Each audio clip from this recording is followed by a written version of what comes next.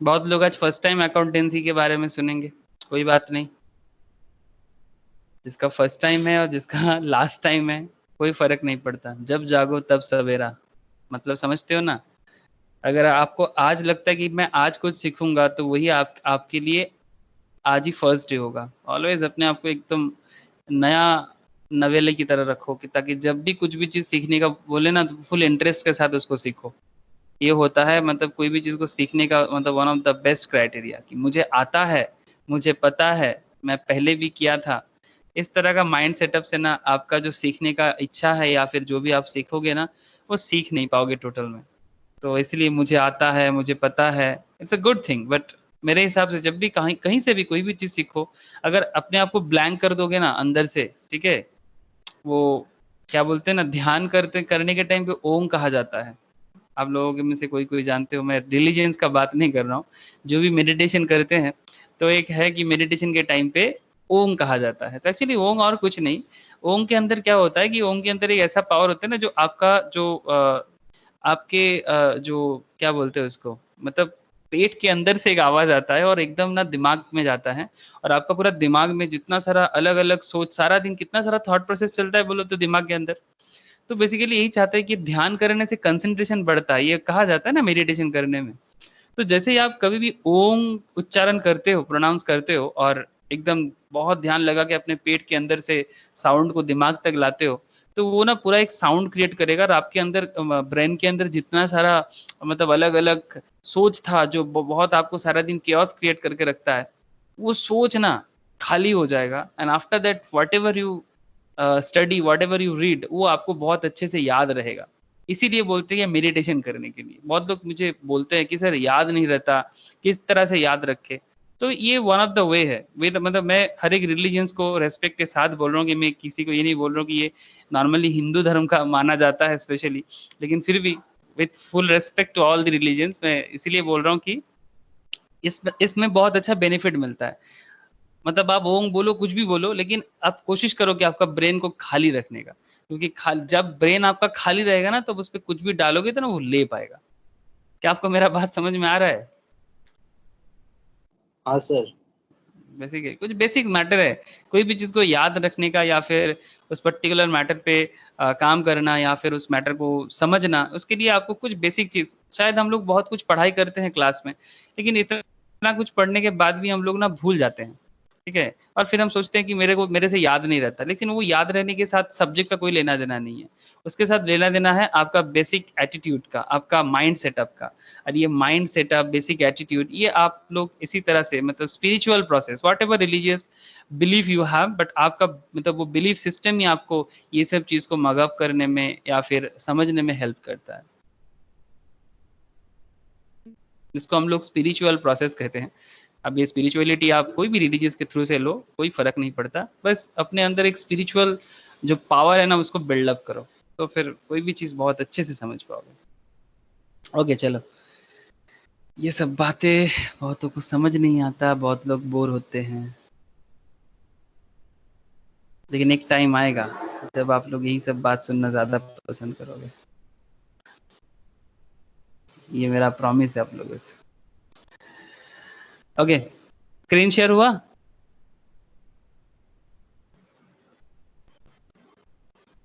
Hello, screen share हुआ? हाँ sir. हाँ ओके सर। ओके, देखो, अकाउंट्स का एकदम बेसिक पॉइंट है, थियोरेटिकल फ्रेमवर्क। उसमें फर्स्ट पॉइंट पे जो बात कर रहे हैं, दैट इज एकदम फर्स्ट पॉइंट पे जो बातें कर रहे हैं, उसका नाम है meaning and scope of accounting. हाँ, meaning and scope of accounting, मतलब ये जो अकाउंटेंसी सब्जेक्ट है, इसका मतलब भी क्या है, और अगर मतलब है तो फिर इसका स्कोप क्या है, क्यों किया जाता है, वट एवर। तो चलो देखते हैं क्या क्या पॉइंट बताते हैं।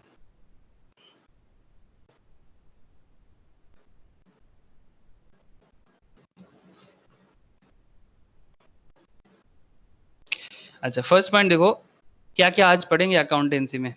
Understand the meaning and significance of accounting, कि ये अकाउंटेंसी का मीनिंग क्या है, इसका सिग्निफिकेंस क्या है।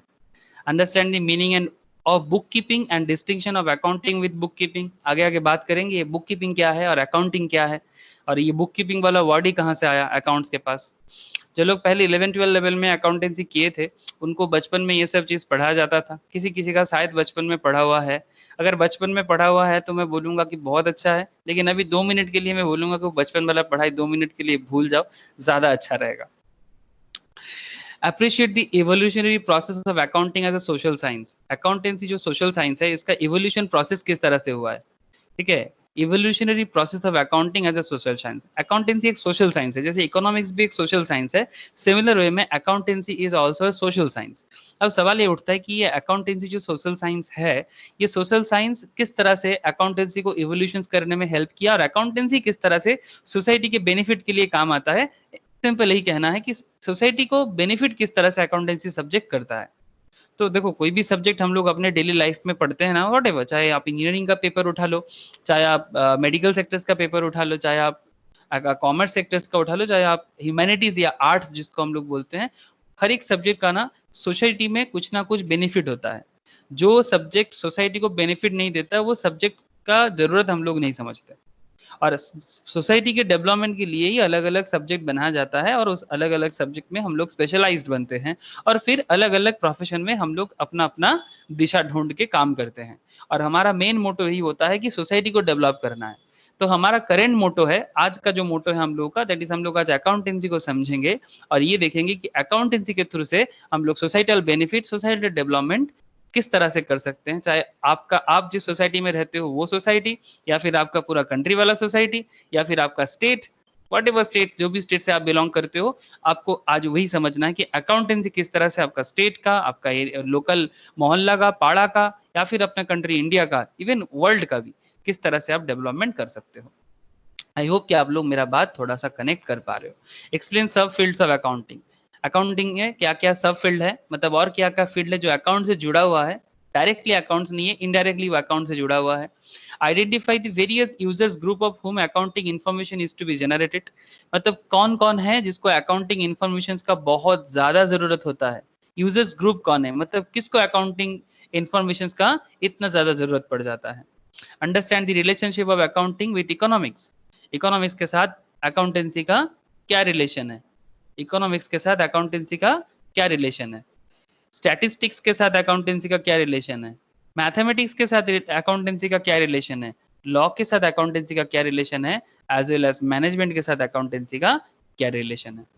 मतलब ये सारा का सारा सब्जेक्ट इकोनॉमिक्स के साथ अकाउंट्स, स्टैट के साथ अकाउंट, सभी के सभी सब्जेक्ट जुड़े हुए हैं, कोई सब्जेक्ट अकेला पूरा नहीं होता। जैसे कि मैं आपको एक छोटा सा चीज बताता हूँ। आप लोग को, बहुत लोगों को ऐसा लगता है कि जब वो क्लास 10 तक पढ़ाई कर लेता है, आप लोग अपने इसमें भी देखे होंगे स्कूल लाइफ में, जो लोग स्कूल में अभी भी हो वो अभी भी देख रहे हैं कि स्कूल लाइफ में ऐसे होते हैं, जैसे कोई बंदा साइंस ले लेता है तो वो अपने आप को कुछ ज्यादा ही होनू समझता है। जो ह्यूमैनिटीज वाले होते हैं वो अपने आप को कुछ नहीं समझते। उनका मानना ये होता है कि अरे मैं तो कहीं का नहीं रहा, हम लोग तो सबसे मतलब क्या बताए, कि ह्यूमैनिटीज वाले अपने आप को कुछ ज्यादा ही कम समझते हैं। और कॉमर्स वाले, उनका कहना है कि हम लोग मीडियम टाइप का है, साइंस वाले सबसे बेस्ट, साइंस सबसे बेस्ट, कॉमर्स वाले मीडियम कैटेगरी में गिना जाता है। क्या मैं सही बोल रहा हूँ, मतलब ये एक माइंड सेटअप है कि नहीं बता। हाँ सर, हाँ सर। ये माइंड सेटअप है, ह्यूमैनिटीज वाले अपने आप को सबसे कमजोर समझते हैं, मतलब ये एक लोकल, मतलब स्टूडेंट सोसाइटी में एक सोच फैला हुआ है। अब मुझे चिंता यही है कि ये सोच जितना देर तक रहेगा ये इंडियन इकोनॉमी को खोखला कर देगा। जितना देर तक ये सोच सोसाइटी में रहेगा ये पूरा का पूरा इकोनॉमी को खोखला बना देगा। अब मैं आपको समझाता हूँ कि ये सोच का सबसे बड़ा बुराई क्या है, तब जाके आप समझोगे कि अकाउंटेंसी में आप क्या सीख पाओगे। एक छोटा सा एग्जाम्पल लेता हूँ, छोटा सा एग्जाम्पल। सपोज मैं आपको आपके साथ एक छोटा सा चीज शेयर करता हूँ। आप लोग गूगल में एक चीज देखे होंगे, मैं आपको बताता हूँ, रुको। देखो गूगल में, मैं एक बार गूगल में जाता हूँ। आप कभी गूगल में ये एरिया में, ये जो एक सेक्टर्स है इसमें आप कभी डूडल देखे हो, गूगल में कभी डूडल देखे हो? नहीं सर। नहीं देखे, क्या बात करते हो। गूगल में डूडल होता है। जैसे गूगल किसी पे कोई भी किसी का बर्थडे होता है, किसी का कुछ भी स्पेशल ओकेशन होता है, क्रिसमस होता है, गूगल सेलिब्रेट नहीं करता। ओ हाँ, उसको गूगल कहते हैं, पता नहीं था। हाँ, उसको डूडल कहते हैं। गूगल ये जो एरिया है, इसमें ये जो एरिया है इसमें गूगल कुछ ना कुछ बना के नहीं देता। ये जो एरिया है, हाँ सर। हाँ, कुछ ना कुछ ये एरिया में कुछ ना कुछ हाँ बना सर। के गूगल सबको दिखाते हैं, ये वाला एरिया में। मुझे बस एक छोटा सा चीज बताओ, गूगल जो इस एरिया में जो करता है, ये जो यहाँ पर अलग अलग जो एक्टिविटी करके देता है, आप मुझे एक चीज बताओ कि वो बनाने के लिए साइंस का ज्यादा जरूरत है या आर्ट्स का ज्यादा जरूरत है? सर आर्ट्स का। आर्ट्स का ज्यादा जरूरत है, क्योंकि उसमें सबसे इंपॉर्टेंट, देखो यहाँ पर मैं आपके सामने कुछ ऐसे लाया, ये देखो, ये सब डूडल का ही पार्ट है, देख रहे हो आप लोग? देखो गूगल ने बहुत सारा अलग अलग, Charles Adams 100th birthday, world cup Brazil 2006, ये सब बनाया गया था, देख पा रहे हो आप लोग? हेलो? हाँ सर। हाँ, ये देखो, देखो गूगल आज के डेट में वर्ल्ड में अगर हम कॉमर्स का ही बात करें तो आज के डेट में वर्ल्ड में अगर कॉमर्शियल मैटर पे, बिजनेस लेवल पे, गूगल बहुत ही फेमस बिजनेस है, बहुत ही बड़ा बिजनेस है। हाँ या ना? हाँ सर। हाँ, लेकिन अगर किसी के अंदर आर्टिस्टिक सोच नहीं होगा तो क्या वो गूगल को बिल्डअप कर सकता है? मेरा सिंपल सवाल है आप लोगों के सामने कि अगर किसी के अंदर आर्टिस्टिक सोच नहीं होगा तो क्या वो गूगल को बिल्डअप कर सकते हैं? ये देखो कितना सारा वैराइटीज ऑफ आपको दिखेगा यहाँ पर, वैराइटीज ऑफ कॉन्सेप्ट जो गूगल में अलग अलग कॉन्सेप्ट को यूज करते हैं। Sweden national day, teachers day 2020, Bolivia, अलग अलग कंट्री हिसाब से वो अलग अलग, देखो कितना सारा अलग अलग टाइप में वो बनाते हैं। तो ये सब चीज बनाने के लिए किसी के अंदर आर्टिस्टिक सोच होना चाहिए, फिर उस आर्टिस्टिक सोच को एक टेक्नोलॉजिकल सोच में, सॉफ्टवेयर डेवलपमेंट में रूप देना चाहिए, क्योंकि ये तो सिर्फ आर्टिस्टिक सोच में नहीं बन पाएगा। आपके अंदर आर्ट्स होना चाहिए, आपके अंदर वो आर्टिस्टिक कॉन्सेप्ट होना चाहिए। आपको किसी भी एरिया का, सोसाइटीज का जो लोकल कॉन्सेप्ट है, लोकल इमोशंस है, उसको समझना पड़ेगा। मदर्स डे 2020, हाँ, देखो काजी नजरुल इस्लाम 121st बर्थडे, जानते हो इस इंसान को? हाँ सर। किसी ने इनके बारे में सुने हो, काजी नजरुल इस्लाम को? है सर। फेमस बंगाली नहीं पोएट। सर। विद्रोही को भी हाँ, सर। विद्रोही को भी सर। हाँ, रेबल विद्रोही। पोएट कहा जाता था उनको। हाँ, मतलब फेमस, मतलब मेरा सबसे फेवरेट पोएट है। मैं बचपन में कभी रविन्द्रनाथ टैगोर को नहीं पढ़ता था, अगर काजी नजरुल इस्लाम का पोएट्री मेरे सामने होता था। ठीक है, तो मतलब मतलब बहुत ही अच्छा, अगर इनका मतलब बंगाली में लिखा है सब कुछ, मतलब आप पढ़ोगे ना, आपके मन में ना, मतलब सच में देशभक्ति तो एकदम, तो खून मतलब तोड़ तोड़ के लगाएगा। अब जस्ट इमेजिन कि काजी नजरुल इस्लाम देखने में कैसा था। काजी नजरुल इस्लाम का बर्थडे सेलिब्रेट करना किसी भी कंट्री के लिए, जैसे ये नॉर्मली दोनों कंट्री इस काजी नजरुल इस्लाम का बर्थडे को जरूर सेलिब्रेट करेगा। One is India, other is Bangladesh. Bangladesh का नेशनल पोएट है ये, बांग्लादेश का नेशनल पोएट है। जैसे हमारे देश का नेशनल पोएट रविन्द्रनाथ टैगोर को माना जाता है, वैसे ही बांग्लादेश का नेशनल पोएट इनको माना जाता है। तो ये बांग्लादेश के इमोशंस के साथ, वेस्ट बंगाल या इंडिया के इमोशंस के साथ बहुत अच्छे से जाते हैं। तो गूगल को ये ये जो मैं अभी आपके सामने शेयर कर रहा हूँ, ये ह्यूमैनिटीज वाला कॉन्सेप्ट हो गया। अब पॉइंट ये आता है कि देखो, जब सबसे पहले ह्यूमैनिटीज का सोच आया, फिर उस पे ये जो बनाया गया था, ये बनाने के टाइम पे ह्यूमैनिटीज के साथ साथ टेक्नोलॉजी का यूज किया गया, तभी ना जाके ये चीज प्रोग्राम किया गया ना, इसके पीछे प्रोग्रामिंग है, तभी ना ये हम लोगों को दिख रहा है वो भी डिजिटल पेज में। हाँ या ना? हेलो? हाँ हाँ सर। सर। इसके पीछे प्रोग्राम है ना। तो देखो, प्रोग्रामिंग करके काजी नजरुल इस्लाम का इमोशंस जो है लोगों के मन में, उसको लाया गया, और लोग देख के खुश हुआ, और गूगल के प्रति लोगों का जो अटैचमेंट है और बढ़ा, और क्योंकि गूगल के प्रति लोगों का अटैचमेंट बढ़ा तो गूगल का बिजनेस में डेवलपमेंट हुआ, मतलब गूगल का कॉमर्स इंक्रीमेंट हुआ, गूगल का अकाउंटेंसी इंक्रीज करेगा, गूगल का हिसाब किताब प्रॉफिटेबल में जाएगा, और वही करता है वो। मतलब मेरा इतना देर से स्टोरी बोलने के पीछे का सिंपल सा कॉन्सेप्ट है कि हम लोग सिर्फ कॉमर्स पढ़ रहे थे, तो कॉमर्स वाला कोई मिडिल वाला है, हाँ, कॉमर्स का स्टूडेंट मिडिल क्लास होते हैं, आर्ट्स का स्टूडेंट लो कैटेगरी होते हैं, या फिर आपका क्या नाम बताओ, साइंस वाले लोग कुछ ज्यादा खास होते हैं। ऐसा कोई बात नहीं है, ऐसा कोई बात नहीं है।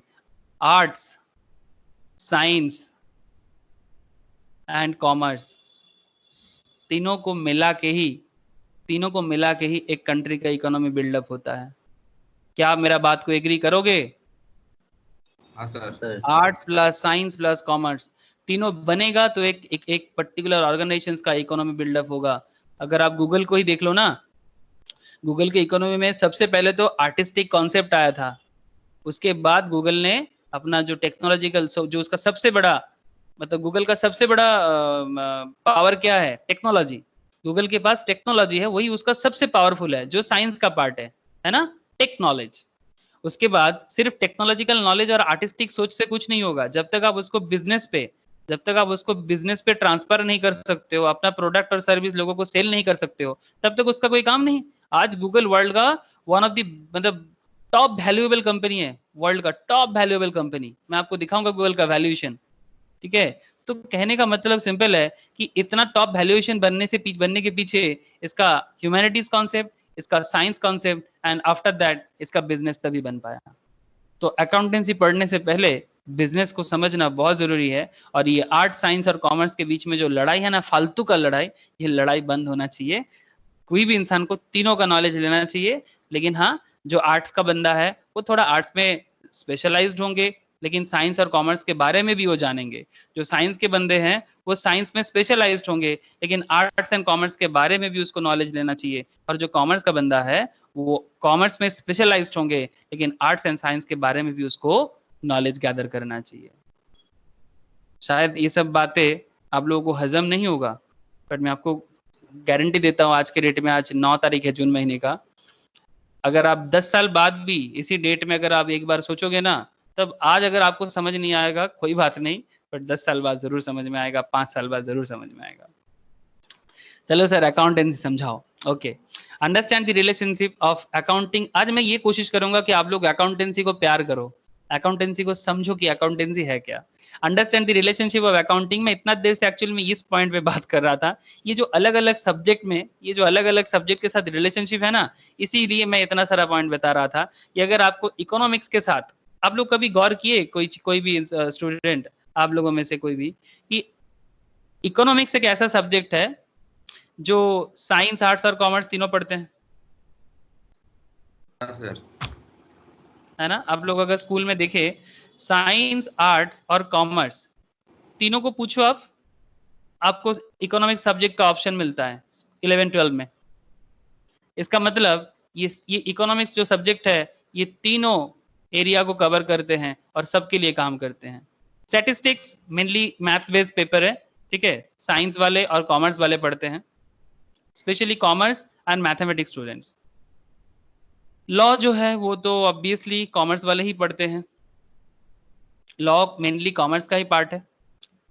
एंड मैनेजमेंट कोई साइंस, आर्ट्स, कॉमर्स का खेल नहीं है। ये जो एमबीए पढ़ाई होता है ना, एमबीए वाले सभी सब्जेक्ट में बहुत सारे नॉलेज गैदर करते हैं और इसमें अकाउंटेंसी बहुत बड़ा रोल प्ले करता है।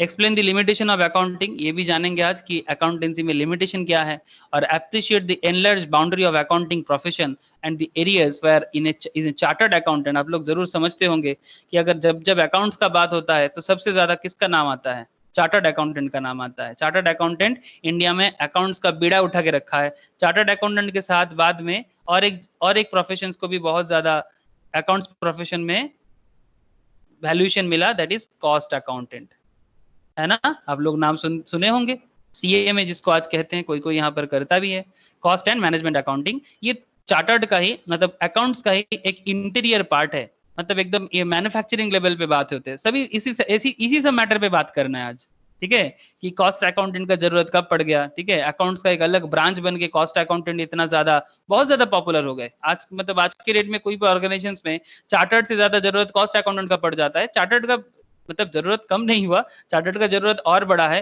लेकिन कॉस्ट अकाउंटेंट का जो जरूरत है वो और ज्यादा बिल्डअप हो गया, ठीक है। और जब हम लोग लॉ का बात कर रहे थे, अकाउंट्स के साथ लॉ का रिलेशन मतलब बेसिकली सीएस वाले का बात चल रहा है, कंपनी सेक्रेटरी को अकाउंट्स तो समझना ही है, कंपनी सेक्रेटरी को अकाउंट समझना ही है, उसके साथ साथ उसको लॉ में अकाउंट्स को यूज करना भी जानना है। हेलो, बोलो, आप लोगों को पॉइंट समझ में आ रहा है? हाँ सर। ओके, तो ये था कुछ लर्निंग आउटकम्स, जो आज हम लोग डिटेल्स में बातें करेंगे। तो चलो डिटेल्स में बात करते हैं, और डिटेल्स में बात करते हैं।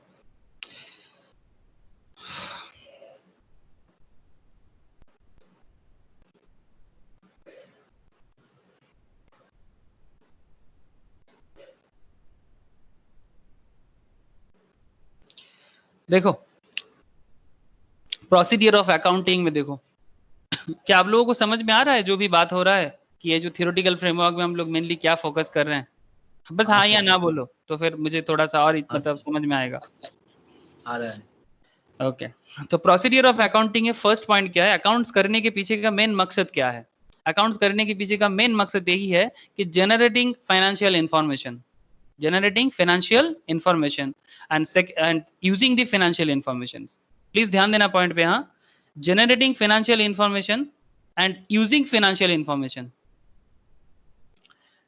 generating financial information and using the financial information। मतलब सबसे पहले अकाउंट्स का सबसे मेन मुद्दा है कि जो भी फाइनेंशियल डेटा है, फाइनेंशियल का मतलब क्या, आर्थिक डेटा। आज के डेट में जो मतलब जो टाइम आ रहा है ना, ये डेटा का टाइम आ रहा है। आपको बता दो, जिसके हाथ में डेटा है खेल उसके हाथ में है। मतलब करंट, मतलब इसके लिए बहुत सारा कोर्स भी बना है, डेटा एनालिटिक्स, आप लोग नाम सुने हैं, डेटा हैडोफ, ठीक है, मतलब डेटा बिल्डिंग, हाँ, डेटा स्टोरेज, हाँ, हर बात में हम लोग डेटा डेटा ही करते रहते हैं। इवन अपने मोबाइल में, हाँ, डेटा खत्म हो गया, डेटा नहीं है, सर कैसे करे, कोई कोई डेटा को डाटा भी कहते हैं, दैट्स अ डिफरेंट इशू। हाँ, तो कहने का मतलब यही है कि चाहे डेटा हो या डाटा, एक चीज तो क्लैरिटी है कि जो अगला टाइम आ रहा है वो डेटा का आया। अब ये डेटा, जो नया जो डेटा का जो जमाना आया, उसमें किस तरह से अकाउंटिंग डेटा बिजनेस के लिए इंपॉर्टेंस ही रखता है, ये आपको समझना पड़ेगा। अकाउंटिंग डेटा, तो अकाउंटिंग डेटा गैदर कैसे होता है, इसीलिए तो अकाउंट्स मेंटेन किया जाता है। कोई भी बिजनेस में अगर आप लोग देखो, आगे जाके आप लोग cost accountant, chartered accountant, company secretary बनने वाले हो, आप लोगों का काम क्या होगा, अकाउंटिंग इन्फॉर्मेशन को गैदर करना और उस अकाउंटिंग इन्फॉर्मेशन से बिजनेस को डेवलप करना। इसीलिए तो 2 पॉइंट बोला, जनरेटिंग, फर्स्ट पॉइंट में इसलिए बोला कि generating financial information in using the financial information. मैं आप लोगों के सामने कुछ प्रैक्टिकल इन्फॉर्मेशन लाता हूं, तो एक बार कुछ मैं बता दूं। जैसे जनरेटिंग फाइनेंशियल इन्फॉर्मेशन में कुछ पार्ट है, जैसे कि रिकॉर्ड करना, रिकॉर्डिंग करना, क्लासिफाई करना। अकाउंटिंग इन्फॉर्मेशन को आप क्लासिफाई कर सकते हो, अलग अलग इन्फॉर्मेशन अलग अलग लेवल पे यूज करना पड़ता है। कैसे, यही तो सीखना है। समराइज करना, एनालाइज करना, मतलब समराइज मतलब बहुत बड़ा इंफॉर्मेशन होते तो उसको थोड़ा छोटा करना है, तो समराइज करो उसको, क्योंकि एट ए टाइम बहुत बड़ा इंफॉर्मेशन को आप लोग एनालाइज नहीं कर सकते। तो समराइज करो, फिर एनालाइज करो, फिर इंटरप्रेट करो, एंड लास्ट में कम्युनिकेट करो। बात कम्युनिकेशन का जैसे आया, तो मैं आपको बता दूं, अकाउंटेंसी को, accountancy is called language of business, language of business. समझ में आ रहा है कुछ? अल्टीमेटली अकाउंटेंसी मतलब हिसाब रखा जाता है, बट यही हिसाब ही आपका लैंग्वेज का काम करता है बिजनेस के लिए। दैट्स व्हाई अकाउंटेंसी को कहा जाता है, accountancy is called a language of business. तो अल्टीमेटली ये कम्युनिकेट तो करेगा ना, और जैसे ये कम्युनिकेट करेगा तो कम्युनिकेट किसके साथ करेगा, वही आगे जानना है कि किसको चाहिए अकाउंट का इन्फॉर्मेशन। मैं एकदम आप लोगों को प्रैक्टिकल एग्जांपल के साथ बताऊंगा कि कैसे अकाउंटिंग इन्फॉर्मेशन को यूज करके आप अपना बिजनेस को डेवलप करते हो। कोई बड़ा कंपनी किस तरह से बिजनेस को डेवलप करते हैं, मैं आज ही आपको दिखाऊंगा। Just wait and watch. जो नॉर्मली मैं शेयर मार्केट के क्लास में फंडामेंटल एनालिसिस में यूज करता हूँ, आज मैं वही चीज आप लोगों के साथ शेयर करूंगा, ठीक है। जो नॉर्मली मैं मतलब बहुत ही मतलब हायर लेवल डिस्कशंस में करता हूँ, वो आज मैं आप लोगों को बेसिक के क्लास में बताऊंगा कि अकाउंटिंग इन्फॉर्मेशन को यूज करके किस तरह से बिजनेस अपना डेवलपमेंट करता है, ठीक है। आप लोग तो डरना मत, लेकिन बहुत ही इंटरेस्टिंग है, आप लोग अच्छा लगेगा। अच्छा देखो, इनपुट रिकॉर्डिंग, ये सब क्या हो गया, आपका इनपुट हो गया। And next is identification of transactions. Identification of transactions में क्या है, आपको ट्रांजैक्शन को आइडेंटिफाई करना पड़ेगा। जिसमें आपको क्या देखना है, economic events and transaction measured in financial statement, economic events and transaction measured in financial terms, accounting cycle. और आउटपुट में क्या है, मतलब ये सारा का सारा आप इनपुट दिए और बदले में आपका आउटपुट में क्या निकला, ये सारा का सारा आपने क्या दिया था, ये इनपुट दिया था बिजनेस में। रिकॉर्डिंग करना, क्लासिफाई करना, समराइज करना, एनालाइज करना, इंटरप्रेट करना, कम्युनिकेट करना। अब आउटपुट में क्या मिलेगा, recording of transaction in the books of original books, posting to register मतलब पोस्टिंग टू लेजर, मतलब जो जर्नल लेजर होता है वही तो सीखना है आगे। बहुत लोगों को पता है और जिसको पता नहीं है, दोनों को सिखाया जाएगा बहुत अच्छे से, जर्नल एंड लेजर एकदम। जर्नल जो है ना, जर्नल एंट्री अकाउंट्स को लिखने का एक तरीका है, जो जिसके लिए ये सब टर्म्स नया है। मैं उनको बस इतना बताऊं कि आगे आगे मैं अकाउंटिंग टर्म के बारे में भी बताऊंगा आपको। अकाउंट्स का एक मतलब एक एक चीज E to Z सिखा जाएगा, और जर्नल एंट्री, लेजर पोस्टिंग, ये सारा का सारा सिखाया जाएगा। ये सब प्रैक्टिकल का पार्ट है, जर्नल एंट्री, लेजर पोस्टिंग, ठीक है। यही अकाउंट्स का जान है। मतलब सिर्फ आज फाउंडेशंस का पढ़ाई या 11-12 का पढ़ाई नहीं, आगे जाके आप जब मतलब ग्रेजुएशन कर लो, सीए फाइनल तक पढ़ लो, ठीक है, मतलब कॉमर्स का सबसे हाईएस्ट लेवल ऑफ पढ़ाई, सीए फाइनल कर लो, कॉस्टिंग फाइनल कर लो, जर्नल एंट्री आपका पीछा नहीं छोड़ेगा, ठीक है। तो इसलिए जर्नल एंड लेजर का कॉन्सेप्ट आपको बहुत ही अच्छे से सिखाया जाएगा। इसी के बारे में यहाँ बोला गया कि recording of transactions in the books of original entry, that means journal का बात चल रहा है, इसका मतलब ये जर्नल का बात चला।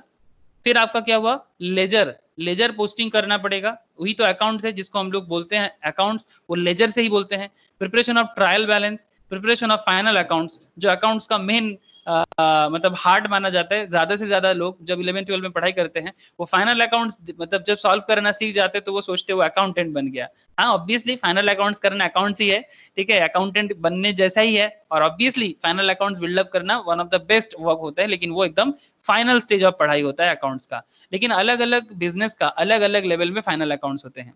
And communicating information to users, मतलब जो भी अकाउंट्स का यूजर्स है, लाइक इन्वेस्टर, ठीक है, एम्प्लॉय, बैंक लोन वगैरह लेने के लिए, ठीक है, चाहे इन्वेस्टर हो, चाहे एम्प्लॉय हो, चाहे बैंक हो, ठीक है, इनके पास ही अकाउंटिंग इन्फॉर्मेशन आपको पहुंचाना पड़ेगा। और किस तरह से इसका जरूरत होता है वो मैं आगे आगे आपको बताता हूँ। आप मुझे बस अभी इतना बताओ कि ये जो पॉइंट अभी डिस्कशन किए, क्या ये पॉइंट आपको क्लैरिटी है? कम्युनिकेशन इन्फॉर्मेशन टू यूजर्स तक आपका क्लैरिटी है? देखो यहाँ पर बता, ऑलरेडी यहाँ पर बोला कि यूजर्स कौन है, जैसे इंटरनल यूजर्स है और एक्सटर्नल यूजर्स भी है। इंटरनल यूजर्स पे कौन है, बोर्ड ऑफ डायरेक्टर्स, मतलब जिनका कंपनी है, हेलो देखो, जिनका कंपनी है, जो कंपनी को चलाते हैं, बोर्ड ऑफ डायरेक्टर्स, पार्टनर्स जो बिजनेस का पार्टनर है, एंड मैनेजर्स, ऑफिसर्स जो बिजनेस का ऑफिसर्स है, ये इंटरनल यूजर्स है उस पर्टिकुलर बिजनेस का, अकाउंट्स जो भी बनाए जाते हैं उनका।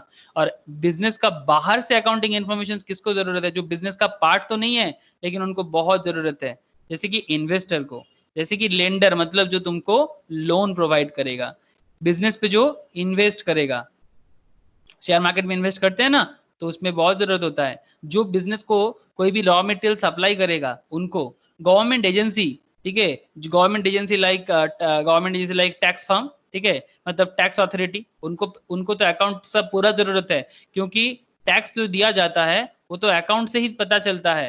ये देखो, जब हम लोग एक प्रॉफिट एंड लॉस अकाउंट बनाते हैं ना, हेलो क्या दिख रहा है आप लोगों को? हाँ सर। जब हम लोग profit and loss account build up करते हैं तो हमारा नेट प्रॉफिट होता है, नॉर्मली मैं प्रॉफिट मान के चल रहा हूँ, लॉस भी हो सकता है। ये नेट प्रॉफिट 1 लाख का है या 1 करोड़ का है, उस पर डिपेंड करता है कि आपका टैक्स अमाउंट सरकार के पास कितना होगा।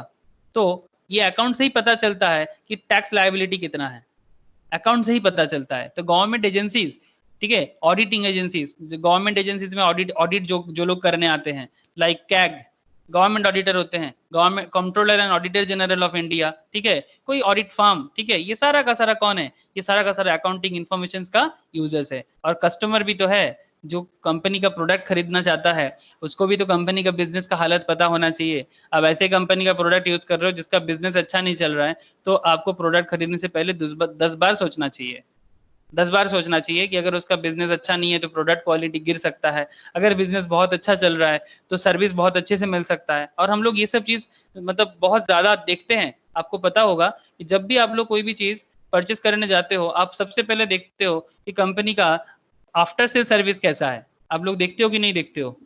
कोई भी प्रोडक्ट, एक लैपटॉप, एक स्मार्टफोन परचेस करने के टाइम पे अब दुकानदार को सबसे पहले पूछता हो, भैया वो सब तो ठीक है लेकिन क्या वारंटी गारंटी है? और कंपनी ने, अगर जो कंपनी ज्यादा गारंटी देता है, अगर कंपनी ने बोल दिया 5 ईयर वारंटी, तो इसका मतलब कोई भी कंपनी 5 साल तक वारंटी तभी दे सकता है जब उसका बिजनेस अच्छा चलता है। हेलो, हाँ सर। जब किसी बिजनेस का कंडीशन बहुत अच्छा चलता है, गुड कंडीशंस बिजनेस चलता है, तभी तो वो 5 साल तक वारंटी गारंटी दे सकता है। इसका मतलब क्या, 5 साल के अंदर कुछ भी हो जाए, वो आपको फ्री ऑफ कॉस्ट या फिर मतलब एक बहुत ही मतलब सस्ते में आपका जो प्रोडक्ट है उसको ठीक कर देगा, फ्री ऑफ कॉस्ट में ठीक कर देगा। तो इसका मतलब क्या, उसका बिजनेस अच्छा चल रहा है तभी तो आपको बहुत अच्छा सर्विस दे रहा है, मतलब वो गुड कंडीशंस में है। कोई बोलेगा सर कोई कोई कंपनी अपना ऑफर देने के लिए भी ऐसा करता है ताकि उसका प्रोडक्ट बिक जाए। हाँ ऑब्वियसली, लेकिन ऑफर देने के लिए भी फाइनेंशियल कंडीशन अच्छा होना चाहिए। हेलो, हाँ sir. To provide a good offer, to provide a good offer company का फाइनेंशियल कंडीशन अच्छा होना चाहिए कि नहीं चाहिए? आपके पास पैसा नहीं है, आप ऑफर कैसे करोगे? फाइनेंशियल कंडीशन बहुत अच्छा होने से तभी आप ऑफर कर सकते हो। फाइनेंशियली गुड होना पड़ेगा, तभी जाकर ऑफर कर सकते हो। तो चाहे फाइनेंशियली मतलब हालत जो भी हो, उसका पूरा का पूरा आप कहाँ से पता चलेगा? यही अकाउंट से ही पता चलेगा। तो अकाउंट्स रीड करना एक अपने आप में बहुत ही स्पेशलाइज्ड एक कला है। ठीक है, जो लोग आप लोगों को मतलब क्या बताए सर, मतलब ये अपॉर्चुनिटी मानो आप, मतलब सबको तो मतलब किस्मत में नहीं होता कि आपको बिजनेस का एकदम अंदर का बात पता चलने का एक सबसे बड़ा जगह है, दैट इज अकाउंटेंसी। ये अपॉर्चुनिटीज कॉमर्स स्टूडेंट्स को सबसे ज्यादा मिलता है, और मुझे लगता है कि उनको ये अपॉर्चुनिटी लेना चाहिए। कोई कोई स्टूडेंट ऐसे फील करते हैं कभी कभी, काश मैं साइंस पढ़ता, मुझे साइंस ज्यादा अच्छा लगता है। कोई कोई ऐसा होता है संकी, मतलब जिस फील्ड से उसको हटा दो उसको लगता है वही वो ज्यादा अच्छा कर लेता। ठीक है, और जो सामने होता है ना उसको लगता है कि वो अच्छा नहीं है। तो ऐसा नहीं, आपको मौका मिला है, कॉमर्स का एक सबसे बिजनेस का अंदर का बात जानने का मौका मिला है, और एज ए कॉमर्स स्टूडेंट्स उसका लुफ्त उठाओ। ये मैं आपको रिक्वेस्ट भी नहीं करूंगा, ये मेरा ऑर्डर भी है, और आपको मैं बोलूंगा बार बार कि please as a commerce student please accounts समझो, ताकि आप बिजनेस का अंदर का बात का हर एक बात समझ सको। अब रहा मैं पूरा का पूरा आप लोगों के सामने बेसिक मैटर जो है एकदम चार्ट वाइज मैं आपको अभी बताया। अब मैं आपको बताऊंगा कि ये अकाउंट्स का रियल लाइफ यूज क्या है, और फिर जाके धीरे धीरे अंदर में भी जाऊंगा और काफी सारे अकाउंट्स रिलेटेड बातें भी करूंगा। मैं आपके सामने अकाउंट्स का यूज बताने के लिए आपके सामने एक छोटा सा डेमो रख रहा हूँ। उससे पहले आप मुझे इतना बता दो कि अभी तक का मेरा हम लोगों का जो डिस्कशन है उसमें आप लोगों के मन में कोई सवाल है? अगर है तो प्लीज करो। हेलो, हाँ sir. No question? No sir. Okay ठीक है, तब म्यूट करो। मैं आपके सामने एक अकाउंट्स का डिटेल्स चीज लाता हूं जिसपे आपको बड़ा मजा आएगा। पता नहीं, मैं तो बोलता हूँ मजा आएगा, एक्चुअली मुझे मजा आता है पढ़ाते वक्त। आप लोगों को कितना मजा आता है मुझे नहीं पता, वो तो आप लोगों का मैं एक टेस्ट अरेंज करूंगा, फिर टेस्ट में ही पता चलेगा कि अभी तक मैं जो भी पढ़ाया। कोई कुछ कह रहा है क्या? म्यूट कर दो प्लीज। कितना कैसा आवाज आया? ओके, मैं लास्ट में आप लोगों के साथ डिस्कशन करता हूँ कि क्या टेस्ट होगा नहीं होगा। अच्छा, उससे पहले ये एक एनुअल रिपोर्ट है। हेलो देखो, ये एक एनुअल रिपोर्ट है। एनुअल रिपोर्ट ऑफ किसका जानते हो? रिलायंस का है। देखो, ये रिलायंस का एनुअल रिपोर्ट है। हेलो, हाँ देख पा सर। रहे हो? Reliance industries limited, life is beautiful, life is digital, integrated annual report 2016-17 का।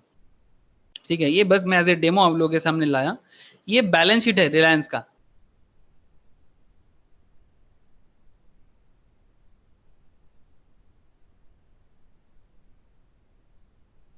उनको पता चलेगा कि बैलेंस शीट क्या होता है। जो कभी नहीं किया कोई बात नहीं, आप बस एक इंफॉर्मेशन के हिसाब से देखो कि अकाउंट्स का मतलब होता है बैलेंस शीट, अकाउंट्स का मतलब होता है पीएल, अकाउंट्स का मतलब होता है जर्नल लेजर। ठीक है, तो ये जो है ये फाइनल अकाउंट्स है। बैलेंस शीट एंड पीएल के बाद जब मैं करता हूँ वो फाइनल अकाउंट्स है।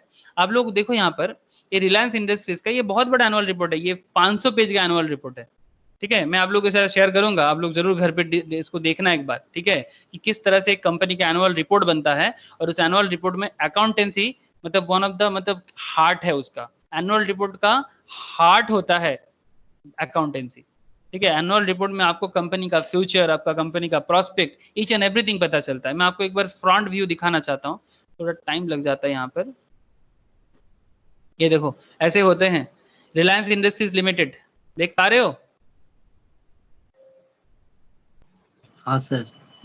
देखो, Reliance industries limited, annual report क्योंकि ये स्टॉक मार्केट लिस्टेड कंपनी है, इसलिए देखो 2 स्टॉक मार्केट है ना हम लोग का, बीएसई एंड एनएसई, दिख रहे हो, Bombay stock exchange limited and national stock exchange limited. Trading symbol ये है इसका EQ, इसी नाम से सर्च करोगे तो मिलेगा। I hope Mrityunjay can connect it easily. बाकी जो लोग इन्वेस्ट वगैरह अभी नहीं करते हो, आगे आगे समझ में आ जाएगा। ओके, मैं आपको और चीज दिखाता हूँ कि क्या समझना है यहाँ पर। तो ये कंपनी का balance sheet, sorry annual report होता है। अब ये एनुअल रिपोर्ट में आप लोगों को हर एक चीज, कंपनी का फ्यूचर प्रोस्पेक्ट, कंपनी करना क्या चाहता है, ये इंसान को जानते हो कौन है ये? धीरूभाई अंबानी है, मुकेश अंबानी का पापा, ठीक है, इंडिया का वन ऑफ द मतलब फेमस, मतलब वन ऑफ द नहीं, मतलब एक मतलब जैसे टाटा एक ग्रुप है, सिमिलरली इन्होंने भी दिखाया इंडिया को बिजनेस कैसे करना होता है। For those who dare to dream there is a whole world to win, ठीक है, पद्म विभूषण श्री धीरूभाई अंबानी, ठीक है, मतलब जिसको लगता है कि जिसको सपना देखने में डर लगता है, for those who dare to dream there is a whole world to win, पूरा दुनिया है आपको जीतने के लिए। एक इसका स्लोगन था इनका, कर लो दुनिया मुट्ठी में, ठीक है, धीरूभाई अंबानी पायनियर ऑफर, मतलब पूरा दुनिया को आप मुट्ठी में कर सकते हो, बस आपके अंदर औकात होना चाहिए, ठीक है। ये बंदा 4 तक पढ़ा था, जानते हो, ओनली 4 तक पढ़ा है, दुनिया मुट्ठी में कर ही लिया, और अपने बच्चा लोगों को ऐसे सिखा के गया कि वो पूरा दुनिया को मुट्ठी में करने का और भी दिख रहा है। ओके चलो, ये सब बात नहीं करना है अभी, मैं आपके सामने फिर से वही बात करूंगा।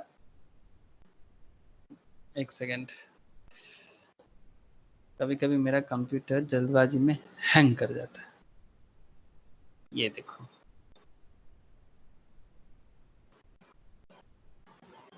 वेट, थोड़ा सा प्रॉब्लम हो गया, आता हूँ।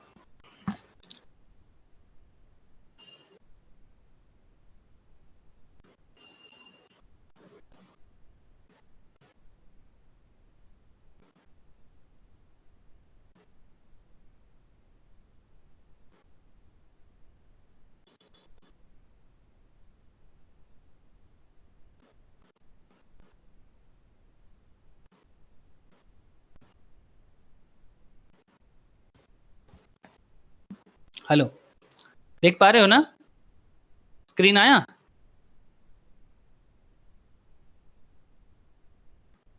हेलो,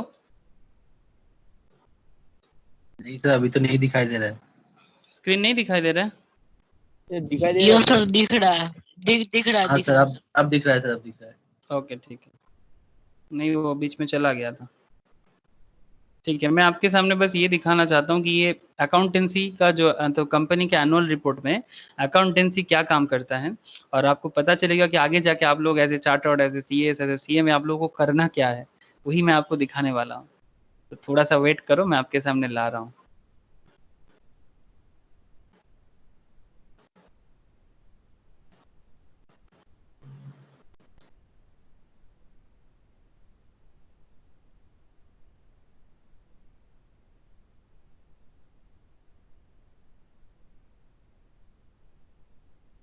ये देखो, statement of profit and loss दिख रहा है, statement of profit and loss,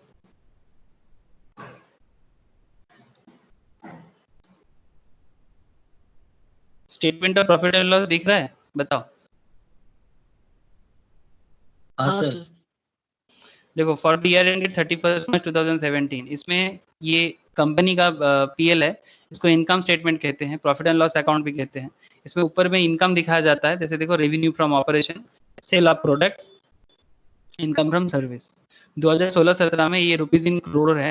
2015-16 में रिलायंस ने 2,51,100 करोड़ प्रोडक्ट सेल किया था, और 16-17 में सेल में ग्रोथ हुआ 264,909 का 9 करोड़ का इन्होंने प्रोडक्ट सेल किया। इनकम फ्रॉम सर्विस से अगर देखोगे तो 132 करोड़ का सर्विस से सेल बिजनेस हुआ इनका, और इससे 141 थोड़ा सर्विस बिजनेस में कम हुआ। अदर इनकम कुछ है तो सब मिला जुला के टोटल लिया गया यहाँ पर। ये सब इससे पहले जर्नल एंट्री करके इसका अलग से पहले हिसाब हुआ है, बाद में यहाँ पर इनकम स्टेटमेंट किया गया है।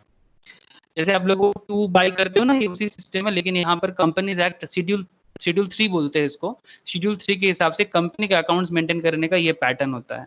जिसमें पहले इनकम, उसके नीचे एक्सपेंस। एक कंपनी का एक्सपेंस क्या क्या हो सकता है? कॉस्ट ऑफ मटेरियल कंज्यूम्ड, मतलब जो भी मटेरियल वो कंपनी में यूज कर रहा है। Purchase of stock in trade, मतलब जो कंपनी स्टॉक में बेचता है उसका परचेस कितना अमाउंट है। Changes in inventories of finish goods, work in progress, मतलब कितना पैसा या स्टॉक, कितना पैसा नहीं, कितना रॉ मटेरियल स्टॉक में पड़ा हुआ है उसका डिटेल्स।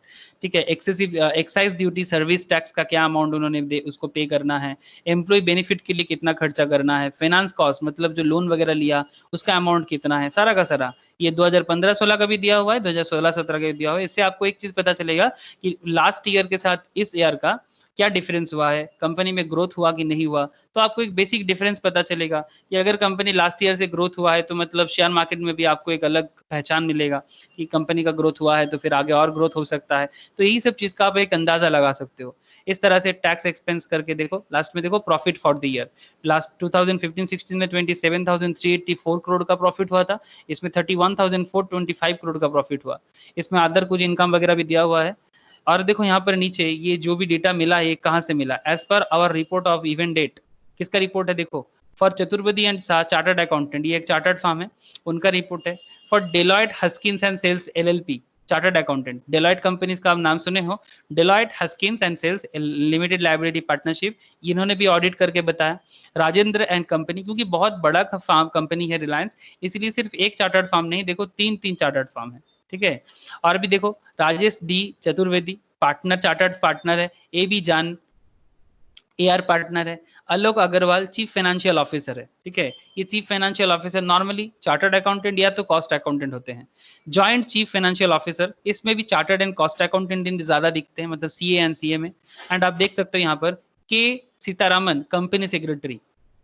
क्या आप लोगों को ये सब दिखाई दिया? हाँ सर। तो ये अकाउंट्स को जब बिल्ड किया जाता है, उस अकाउंट्स को बिल्ड करने के बाद उसका ऑथेंटिकेशन डिपेंड करता है इन लोगों के ऊपर, मतलब इसमें chartered, cost accountant and company secretary, देखो तीनों का तीनों बंदा यहाँ पर है। क्या आप लोगों को दिख रहा है? एकदम रियल लाइफ प्रोजेक्ट शो कर रहा हूँ मैं आप लोगों को, कोई मतलब किताब से लिया हुआ नहीं है, एकदम रियल लाइफ है, एकदम रिलायंस का रिपोर्ट है। मैं तो इसको इससे डाउनलोड करके रखा, मनी कंट्रोल से। ठीक है, वहां से डाउनलोड करके मैं आपको डायरेक्ट शो कर रहा हूँ कि एक अकाउंट्स को बिल्डअप करने के पीछे कौन होते हैं और उसको मतलब वैलिडेट करते, कौन वैलिडेट करता है? यही लोग वैलिडेट करता है, चार्टर्ड अकाउंटेंट फार्म। ठीक है, company secretary of that particular company, joint chief financial officer of that company, और नॉर्मली ये सब चार्टर्ड या कॉस्ट अकाउंटेंट ही होते हैं। उसके साथ बोर्ड का जो मेंबर्स है, ये इसमें भी नॉर्मली कोई भी मतलब जो भी स्पेशलाइज्ड बंदे होते हैं वो लोग होते हैं। देखो, एमडी अंबानी, एएनआर मिशवानी, ठीक है, मतलब Mukesh Ambani chairman and managing director. ठीक है, इस तरह से बाकी लोग और भी हैं जो कंपनीज का मतलब मेनली मैनेज एंड हैंडल करते हैं। तो ये रहा आपका प्रॉफिट एंड लॉस अकाउंट का डिटेल्स। ठीक है, बाद में मैं जैसे आपको अकाउंटेंसी बहुत अच्छे से समझ आ जाएगा ना, मैं आपको ये सब रीड करना भी सिखाऊंगा कि इसका मतलब क्या है, कैसे कैलकुलेट होता है, सारा का सारा चीज। मैं बस आपको भी ओवरव्यू दे रहा हूँ कि अकाउंटेंसी का यूज कहाँ है और इसका यूज कौन कौन करता है। आप लोगों को रियल लाइफ में दिख रहा है क्या कि अकाउंटेंसी का यूज कौन कौन करता है? एसेट्स और लाइबिलिटीज में भी आप देख सकते हो। नॉन करेंट एसेट्स, मतलब जो करंट एसेट्स, ये सब चीज हम लोग अकाउंट्स में अलग से चैप्टर के अंदर पढ़ेंगे। नॉन करेंट एसेट मतलब जो एसेट करंट एसेट्स नहीं है, दैट मीन्स जो थोड़ा लॉन्ग टर्म एसेट्स है। ठीक है, जो एसेट एक साल से ज्यादा टिकता है, जिसको हम लोग फिक्स्ड एसेट्स भी कहते हैं। हेलो हाँ सर। प्रगति, कहाँ है तुम लोग? ये लोग क्लास ज्वाइन हो? समझ में आ रहा है? हाँ, नॉन करंट एसेट्स देख रहे हो? देखो, जो भी हम लोग क्लास में नॉर्मली किताब में पढ़ते हैं, ये बियॉन्ड किताब है। मतलब हम आपको, आप लोगों के सामने मैं ये कोशिश कर रहा हूँ कि अकाउंट्स का रियल लाइफ यूज देखो आप लोग। ठीक है, मतलब आगे जाके आप अकाउंटेंट बनोगे तो आपको करना क्या है, तो मैं बस आपको वही दिखा रहा हूँ। मतलब अंधे के तरह चलने के तो फायदा नहीं है, आपको पता होना चाहिए कि आपको कहाँ जाना है, कहाँ पहुंचना है। मैं आपको अभी ये सब रीड करना तो नहीं सिखा रहा हूँ, मैं बस आपको ये दिखा रहा हूँ कि आपको क्या सीखना है। तब ना आपको पता चलेगा कि आपको ये जो पढ़ाई आप कर रहे हो पढ़ के क्या होगा। आप 11-12 से कॉमर्स पढ़े, फिर आप 11-12 में कॉमर्स, कोई अभी भी पढ़ रहा है, फिर आप सीए ज्वाइन किए, कोई सीएस ज्वाइन किए, कोई सीए में ज्वाइन किए। करना क्या है आपको? What is your objective? आगे जाके अकाउंटेंट का काम क्या होता है? कौन कौन इस अकाउंटिंग इंफॉर्मेशन का यूजर्स होते हैं और यूज करके वो करता ही क्या है? एक बैंक के पास जब बैलेंस शीट दिया जाता है, जैसे रिलायंस के मानो अचानक से लोन का जरूरत हो गया, या फिर रिलायंस को आजकल इन्वेस्टमेंट बहुत मिल रहा है, रिसेंटली फेसबुक ने इन्वेस्ट किया रिलायंस पे, है ना, इंडिया का मतलब वर्ल्ड का वन ऑफ द मतलब लार्जेस्ट वैल्यूएबल इन्वेस्टमेंट मिला रिसेंटली फेसबुक में, फेसबुक ने रिलायंस पे इन्वेस्ट किया। तो जब फेसबुक रिलायंस में इन्वेस्ट करता है तो फेसबुक रिलायंस का बैलेंस शीट चेक करता है कि उसका करंट एसेट्स क्या है, नॉन करंट एसेट्स क्या है, करंट एसेट्स क्या है।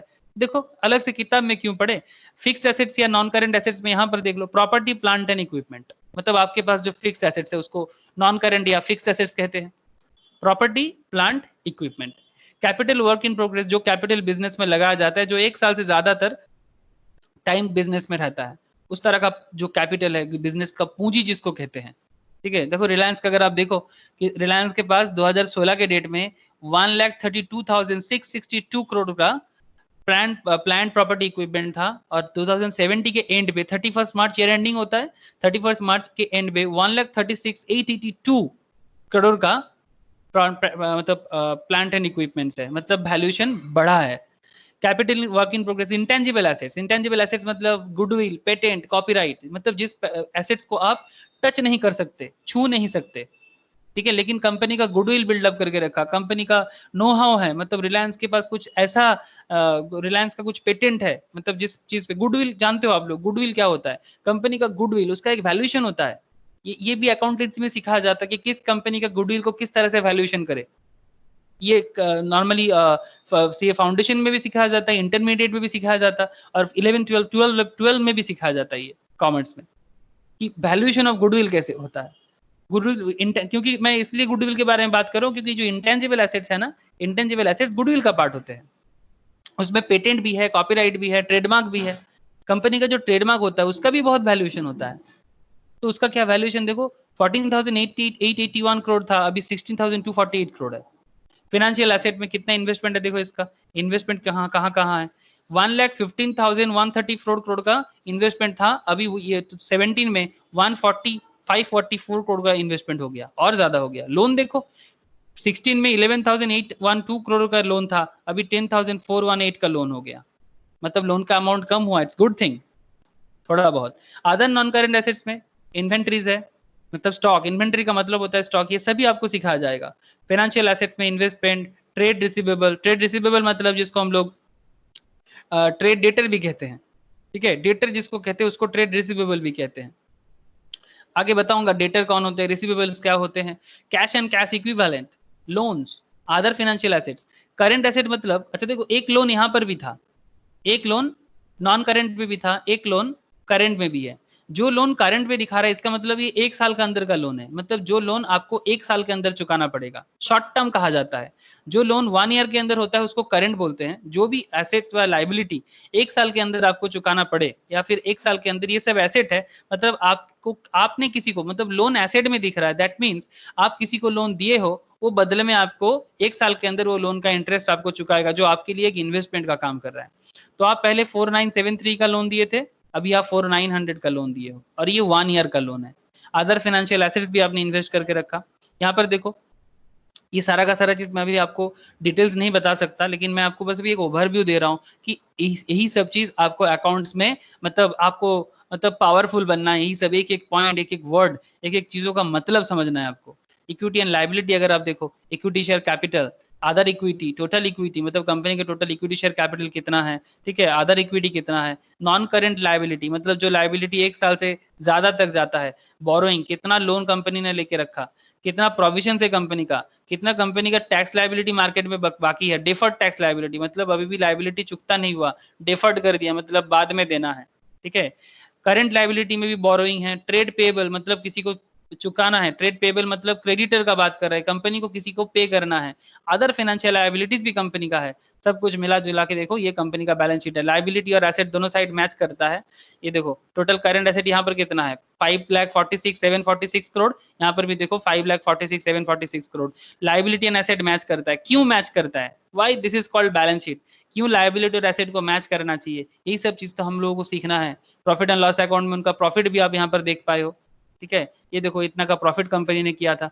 तो यही तो जानना है हम लोगों को बैलेंस शीट में, पीएल में, यही तो अकाउंटेंसी है।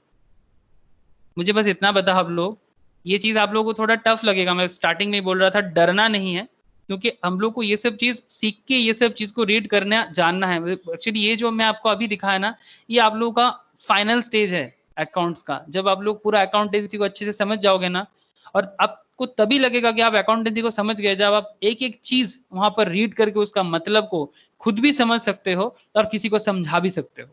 तभी आप एक अकाउंटिंग एडवाइजर बन सकते हो, तभी आप एक फाइनेंशियल एडवाइजर बन सकते हो, तभी आप किसी कंपनी में इन्वेस्ट करने लायक बनते हो, तभी आप किसी कंपनी को लोन देने के लिए, जब लोन एडवाइजर आप लोग अगर बैंक में नौकरी करते हो तो आपको लोन डिपार्टमेंट में नौकरी देता है। तो अगर आप कंपनी का बैलेंस शीट पढ़ के, पीएल पढ़ के नहीं समझ पाए तो आपको लोन डिपार्टमेंट में क्या काम। आप लोगों को पता है कि बैंक में लोन डिपार्टमेंट बहुत ज्यादा मतलब पावरफुल डिपार्टमेंट होते हैं, और वहां पर कॉमर्स के बंदे लोगों को भी जॉब मिलता है। लेकिन अगर आपको इतना नॉलेज नहीं है तो चाहे आप कितना भी डिग्री वाला बन जाओ, but if you don't have a knowledge then आपको वो सब नौकरी नहीं मिलेगा।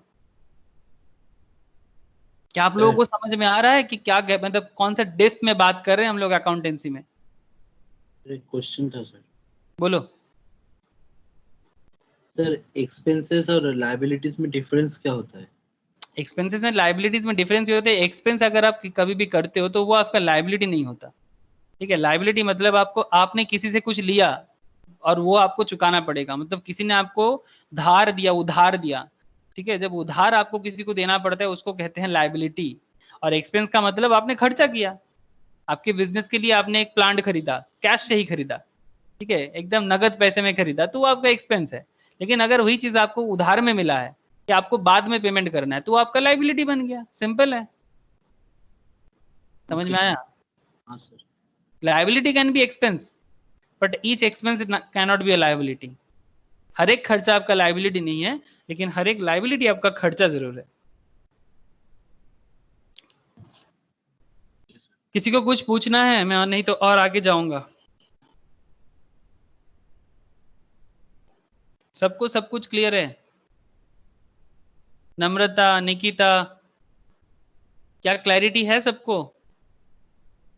सौजोल, निबीड, ओके। तो फिर एकदम बेसिक्स पॉइंट्स पूरा क्लैरिटी आ रहा है सबको में, तो फिर मैं आगे जा सकता हूँ।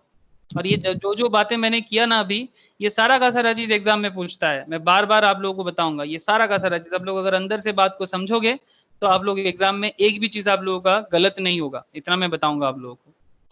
और उसके बाद अगर एमसीक्यू वगैरह प्रैक्टिस करोगे तो उस मतलब एमसीक्यू जिसका है एमसीक्यू, और जिसका मतलब लिखने वाला है वो लिखने वाला, मतलब ईच एंड एवरीथिंग आप लोगों के लिए इजी लगेगा। मैं बार बार चिल्लाऊंगा लेकिन आपको समझना पड़ेगा।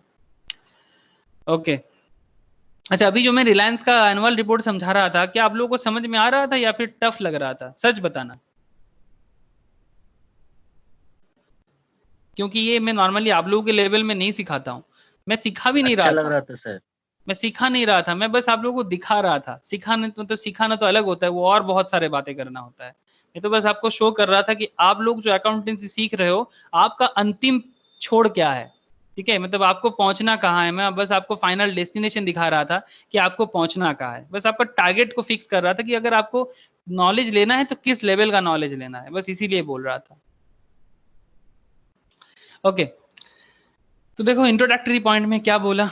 Every individuals perform some kind of economic activity. A salaried person gets salary, spends to buy provisions and clothing for children education, construction of house, etc. A sports club formed by a group of individuals, a business run by an individual or group of individuals, a local authority like Calcutta Municipal Corporation, Delhi Development Authority, government either central or state, all are carrying some kind of economic activity. मतलब यहाँ पर चाहे एक individual हो, चाहे एक author organisation हो, चाहे एक बिजनेस हो, हर कोई ना कोई इकोनॉमिक एक्टिविटी करता है। आप लोगों में से कोई मुझे ये बता सकते हो कि विदाउट एनी इकोनॉमिकल एक्टिविटी कोई भी ऑर्गेनाइजेशन चल सकता है? अगर किसी ऑर्गेनाइजेशन का कोई इकोनॉमिकल एक्टिविटी नहीं है तो क्या विदाउट एनी इकोनॉमिकल एक्टिविटी क्या एक इंसान का जीवन चल सकता है? नहीं सर। मतलब आप लोग एक गाना सुने होंगे, बोलता है कि तू पैसा पैसा करती है और पैसे पे तू मरती है। एक बात बता दूं पैसे की, हाँ उसके बाद छोड़ो लेकिन बात आप लोग समझो कि सवाल ये हो जाता है कि पैसा पैसा इंसान करता जरूर है, लेकिन उसको करना पड़ेगा ना पैसा पैसा, क्योंकि फाइनेंशियली फाइनेंशियल नीड, जिसको हम लोग इकोनॉमिकल नीड भी कहते हैं, इकोनॉमिकल नीड किसका नहीं होता? इकोनॉमिकल नीड किसका नहीं होता? बताओ, क्या एक इंडिविजुअल्स का नहीं होता? क्या एक इंडिविजुअल का नहीं होता? क्या एक जैसे कोलकाता म्यूनिसिपल कॉर्पोरेशन, केएमसी, हाँ, Delhi development authority, BMC, Bombay municipal corporation, या फिर कोई company like Tata, like Reliance, हाँ, कोई charitable institutions like Belur Math, ठीक है, लाइक दक्षिणेश्वर काली टेम्पल, हाँ, व्हाटएवर, मतलब अपने अपने हिसाब से समझ लो, कोई भी मंदिर मस्जिद, किसको इकोनॉमिकल डेवलपमेंट नहीं चाहिए? किसको नहीं चाहिए? कल एक बंदा बहुत अच्छा बात कर रहा था, मुझे बहुत अच्छा लग रहा था, बोलते थे ये जो मतलब मंदिर मस्जिद वगैरह में जो इतना पैसा जाता है, अभी तो लॉकडाउन के कारण बंद है, तो जैसे ही लॉकडाउन हो गया भगवान जी भी मंदिर बंद कर दिया, और इतना सारा एसेट उनके पास जमा हुआ है, पूंजी राशि, और पूरा देश में क्राइसिस भरा हुआ है, तो क्या वो सब जमा राशि जो मंदिर के पास है, क्या वो सब पब्लिक के लिए खर्चा नहीं करना चाहिए? इतना नीड है तो फिर भगवान कब काम आएगा? मतलब भगवान तो काम आएगा, लेकिन भगवान को जो हम लोग जो भगवान के नाम पे जो धंधा करते हैं ना, उनका क्या बोले, छोड़ो। मतलब मुझे बहुत अच्छा लगा कि सच में ये जो मंदिर मस्जिद में डोनेशन इतना मिला है, तो ये इंसान का काम कब आएगा पता नहीं। बालाजी टेम्पल का नाम सुने हो? बहुत फेमस टेम्पल है बालाजी टेम्पल, आंध्र प्रदेश में है, तिरुपति बालाजी। कहा जाता है कि तिरुपति बालाजी के पास इतना गोल्ड रिजर्व है, इतना गोल्ड रिजर्व है जो यूएस के गोल्ड रिजर्व के समान है। हेलो, कोई समझ में आया? कभी मौका मिले तो जरूर जाना। हाँ बोलो, कोई कुछ बोल रहे हो?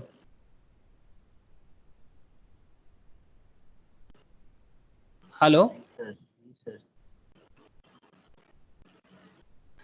ओके। तो तिरुपति बालाजी के पास इतना गोल्ड रिजर्व है कि जो यूएस के गोल्ड रिजर्व के समान माना जाता है। तो जस्ट इमेजिन इंडिया कितना बड़ा है, मतलब रिच है, लेकिन फिर भी ये पॉपुलेशन के पास नहीं पहुंच पा रहा है। क्यों? क्योंकि पॉपुलेशन भी वैसा ही है, अपने काम पे नहीं लगाता। जो भी हो, तो पॉइंट ही था कि फाइनेंशियल नीड हर एक को है, फाइनेंशियल नीड हर एक को है, और इस फाइनेंशियल नीड को पूरा भी करना पड़ेगा। लेकिन पॉइंट ही है कि जैसे यहाँ पर हम लोग बात कर रहे थे कि नॉट नेसेसरी, ये देखो, not necessary all the economic activities are run for any individual benefit. Such economic activities may create social benefit, that is benefit for the public at large. Anyway, such economic activities are performed through transactions and event, and transaction is used to mean a business. Performance of an act, an agreement, while event is used to mean a happening as a consequence of transactions. एक example दिया है, देखो, an individual invest 2 lakh for running a stationery business. देख रहे हो, रुपया अपना stationery, on first he purchased goods for rupees 1,15,000 and sells rupees 1,40,000 during the month of January. He pays soft rent for month 5,000 and finds that still he has goods worth rupees 15,000 in hand. The individual performs an economic activity. He carries on a few transactions and encounters with some events. It is not logical that he will want to know the result of his activity. It is not. Is it not logical that he will want to know the result of his activity? बोलो, क्या ये बात समझ में आया? पहले project को समझो, कहना क्या चाहता है। एक इंडिविजुअल बंदा है जिसने 2 लाख रुपए अपने स्टेशनरी बिजनेस पे इन्वेस्ट करके रखा।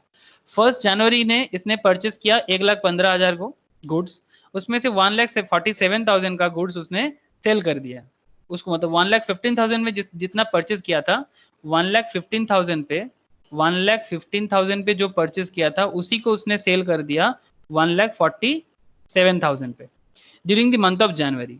और उसी बिजनेस को चलाने के लिए उसने रेंट लिया 5,000 का, ठीक है।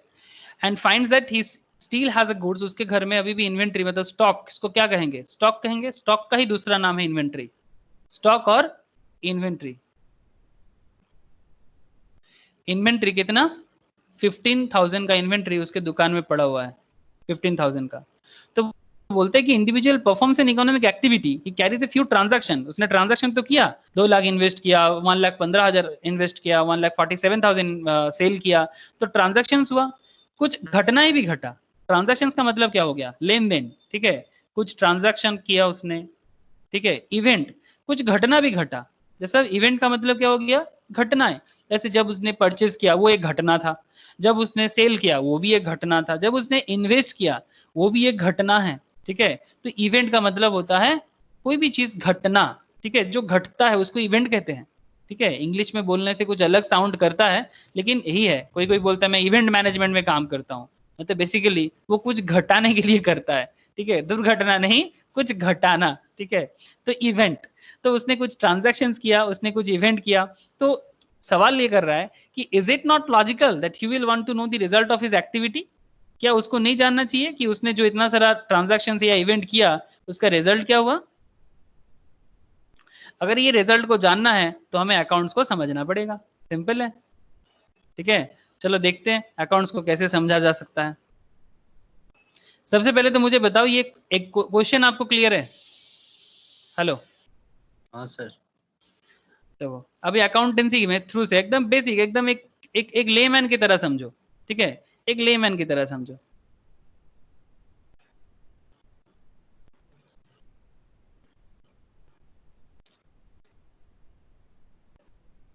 देखो, we see that individual who runs the stationery business earned surplus of 42,000। अब देखो किस तरह से 42,000 हुआ। उसने कितने का गुड सोल्ड किया था, 1,47,000 का, हाँ या ना। गुड्स हैंड में कितना था, 15,000 का। तो टोटल टोटल गुड्स में उसने कितना खर्चा किया था, 1,62,000 का, है ना। 1,47,000 का गुड्स उसने सोल्ड किया, और जितना गुड्स उसके हाथ में पड़ा हुआ है वो भी तो उसका गुड्स है, तो टोटल 1,62,000 का। परचेज गुड्स कितने का था, 1,50,000 का गुड्स परचेज किया था, और शॉप रेंट में दिया था 5,000 का। तो अल्टीमेटली उसका खर्चा कितना हो गया, 1,20,000 का, और ये हो गया आपका 1,62,000। तो अल्टीमेटली हम बोल सकते हैं कि उसके पास सरप्लस पड़ा हुआ है 42,000 का। इतना उसने सेल किया या फिर उसके पास है, और इतना उसने खर्चा किया। अब earning rupees 42,000 surplus is an event, also having the inventories in hand is another event. मतलब 42,000 सरप्लस होना एक इवेंट है, ये भी एक घटना है। Similarly having the inventories in hand is another event. हाथ में स्टॉक रहना, ये जो 15,000 का स्टॉक उसके पास है ना, ये भी एक इवेंट है। ये उसका स्टॉक है, इन्वेंट्री है, ये भी एक इवेंट है। सेल ऑफ गुड्स भी एक इवेंट है। Investment of money and payment of rent और ट्रांजैक्शन, ये भी एक इवेंट है। Similarly municipal corporation got government grant of rupees 500 lakh for adult education. It spent 250 lakh for purchasing literacy kits, paid 200 lakh to the tutors, and is left with a balance of 50 lakh. These are also transaction and events। मतलब ये सब अलग अलग transactions and events के बारे में कहा जा रहा है कि कब कब ट्रांजैक्शंस होता है, कब कब इवेंट्स हो रहा है। Similarly the central government raised money through taxes. Government हम लोगों से टैक्स लेता है कि नहीं लेता, बताओ। जीएसटी के थ्रू से, इनकम टैक्स के थ्रू से लेता है कि नहीं लेता, हाँ या ना बोलो ना। हाँ सर। जीएसटी इनकम टैक्स के थ्रू से गवर्नमेंट हमसे टैक्स लेता है। तो ये गवर्नमेंट के लिए क्या है, एक इनमें एक इवेंट है, एक ट्रांजैक्शन है। गवर्नमेंट पेड सैलरी पे करता है कि नहीं करता है एम्प्लॉय लोगों को, जो सेंट्रल गवर्नमेंट या स्टेट गवर्नमेंट में जॉब करता है, एम्प्लॉय को सैलरी पे करता है।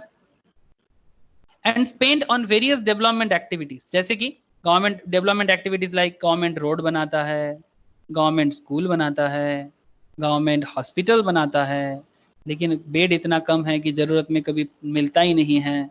स्कूल है लेकिन स्कूल में टीचर जो है वो पढ़ा ही नहीं पाता। हाँ, मतलब ऐसा हालत है। अगर 50 टीचर है तो हार्डली एक टीचर है जो सच में काबिल है, और बाकी तो मतलब 100 के ही स्कूल का काम खत्म कर देता है। तो हॉस्पिटल बनाया, रोड बनाया, रोड है लेकिन रोड तो फूटा हुआ रोड है। ये अपना इंडिया है। ममता दीदी चिल्ला रहे हैं कि मैं क्या करूं, जब पैसा था तो इको पार्क ना बना के 2-4 स्कूल हॉस्पिटल बना सकता था ना। इको पार्क का इतना जरूरत नहीं था। जब देश में लोगों को बेसिक नीड्स नहीं पूरा होता, वहां लग्जरी शोभा नहीं देता। क्या मैं गलत बोल रहा हूँ? नहीं सर। तो अपना अकाउंटेंसी को समझो, और अकाउंटेंसी को अगर समझ पाते हो तो जरूरत के हिसाब से खर्चा करना सीखो। मैं सिर्फ ममता दीदी को दोष इसलिए दे देता हूँ क्योंकि मुझे ज्यादा पता है। अब लोग अगर उत्तर प्रदेश में देखोगे, कोई है उत्तर प्रदेश से? नहीं, कोई नहीं है यहाँ पर उत्तर प्रदेश से। यूपी में एक एलिफेंट पार्क बनाया गया, किसी को पता है? मूवी में शूटिंग भी होता है, दिखाया जाता है। एलिफेंट पार्क मायावती ने बनाया था। 1000 करोड़ों खर्चा करके। आज यूपी इंडिया का वन ऑफ द मतलब पिछड़ा हुआ स्टेट है, बहुत बड़ा है, ठीक है, बहुत बड़ा है, लेकिन ऐसे स्टेट में एलिफेंट पार्क, वो भी हजार हजार रुपया खर्चा करके, मतलब ये क्या मतलब हुआ, समझ में नहीं आता।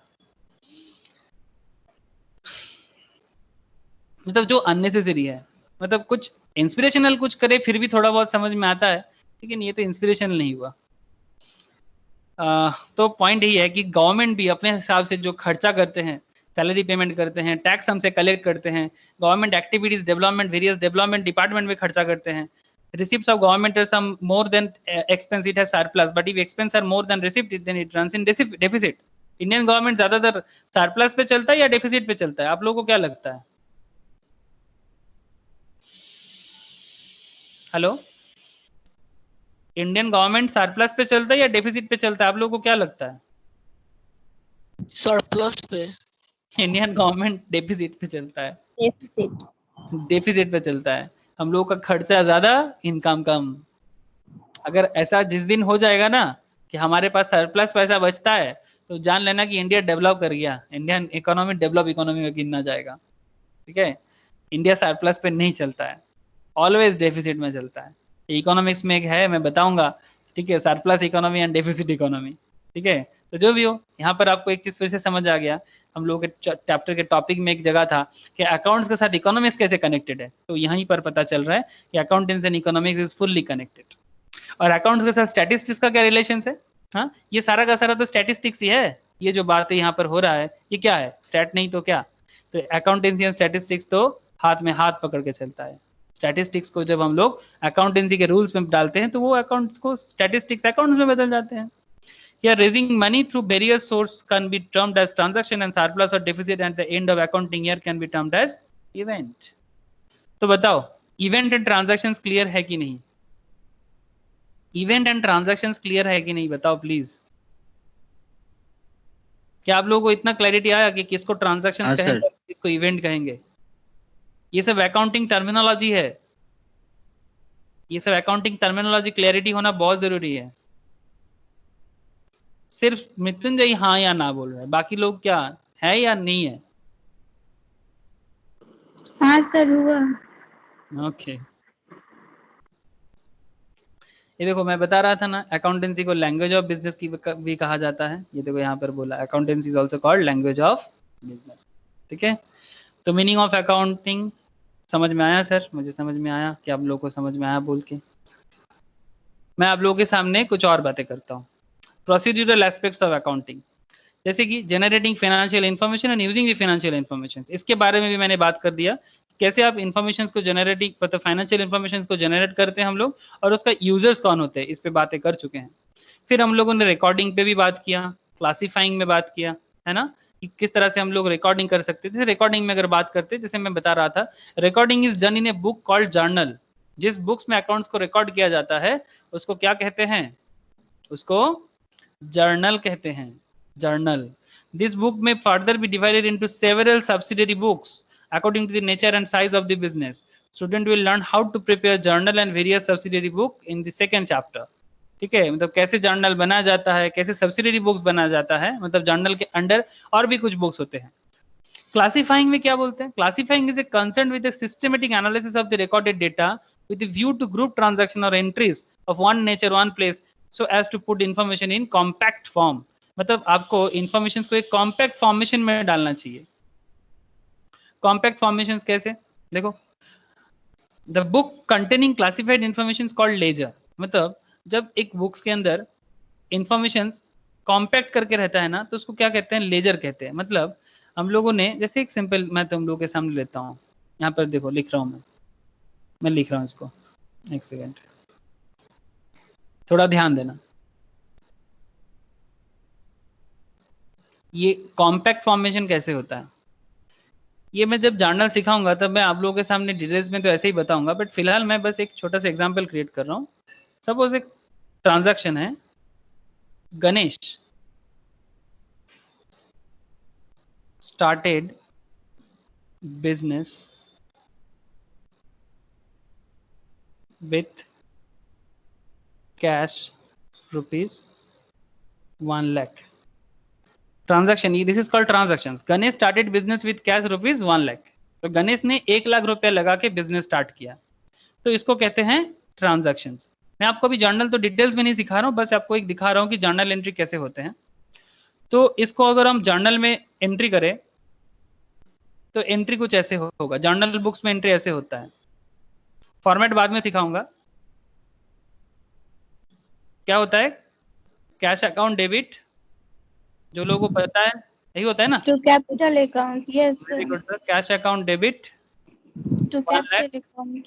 To capital account, very good sir. मुझे पता है, बहुतों को पता है यहाँ पर। तो cash account debit to capital account 1 lakh. Ultimately यहाँ पर क्या खेल हुआ, ये जर्नल एंट्री पोस्ट हुआ। अब यहाँ पर कैश और कैपिटल के बारे में कहीं पर डिटेल्स में कुछ नहीं लिखा था, जस्ट बोला गया था कि Ganesh started business with cash. Cash के बारे में बोला था, but there is no mention about capital. बट यहाँ पर कुछ चीज समझना पड़ेगा आपको बिजनेस पॉइंट ऑफ व्यू से, कि जब कोई भी बंदा अपने घर से कैश ला के बिजनेस पे डाल देता है ना, वो कैश और कैश नहीं रहता, वो बिजनेस का कैपिटल बन जाता है। उसी को हम लोग पूंजी कहते हैं। किसी भी अनपढ़ इंसान को भी अगर आप बोलो ना कि भाई एक छोटा सा दुकान तो लगा ले, तो वो बोलता है कि भाई दुकान तो लगा लूंगा, लेकिन पूंजी कहाँ है। बहुत सारे लेबर लोग अलग अलग स्टेट से, माइग्रेंट लेबर, जो लोग माइग्रेंट की तरह इधर उधर जाके काम करते हैं, आज कोरोना के चपेट में आके अलग अलग स्टेट से काम हरा के अपने स्टेट में वापस आ रहा है, लाइक बिहार में, यूपी में, बंगाल में। अब इनको जाके बोलो कि भाई अपना कुछ कर ले, लेकिन इनके पास सबसे पहला क्वेश्चन क्या होगा जानते हो? पूंजी कहां से मिलेगा, कैपिटल कहां से मिलेगा।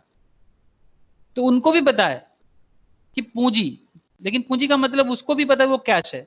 तो एक सिंपल सा एकदम ले मैन के भाषा में समझो, जब भी कोई भी कैश आप बिजनेस पे डाल देते हो तो वो क्या कहला जाएगा? Capital of that business. इसलिए जब कैश बिजनेस पे लाया जाता है तो वो डेबिट किया जाता है। इसके ऊपर गोल्डन रूल है, मॉडर्न अकाउंटिंग रूल है, उसके हिसाब से कैश बिजनेस में अगर इंक्रीज होता है तो उसको डेबिट किया जाता है, या फिर कम सीन होता है तो भी डेबिट किया जाता है।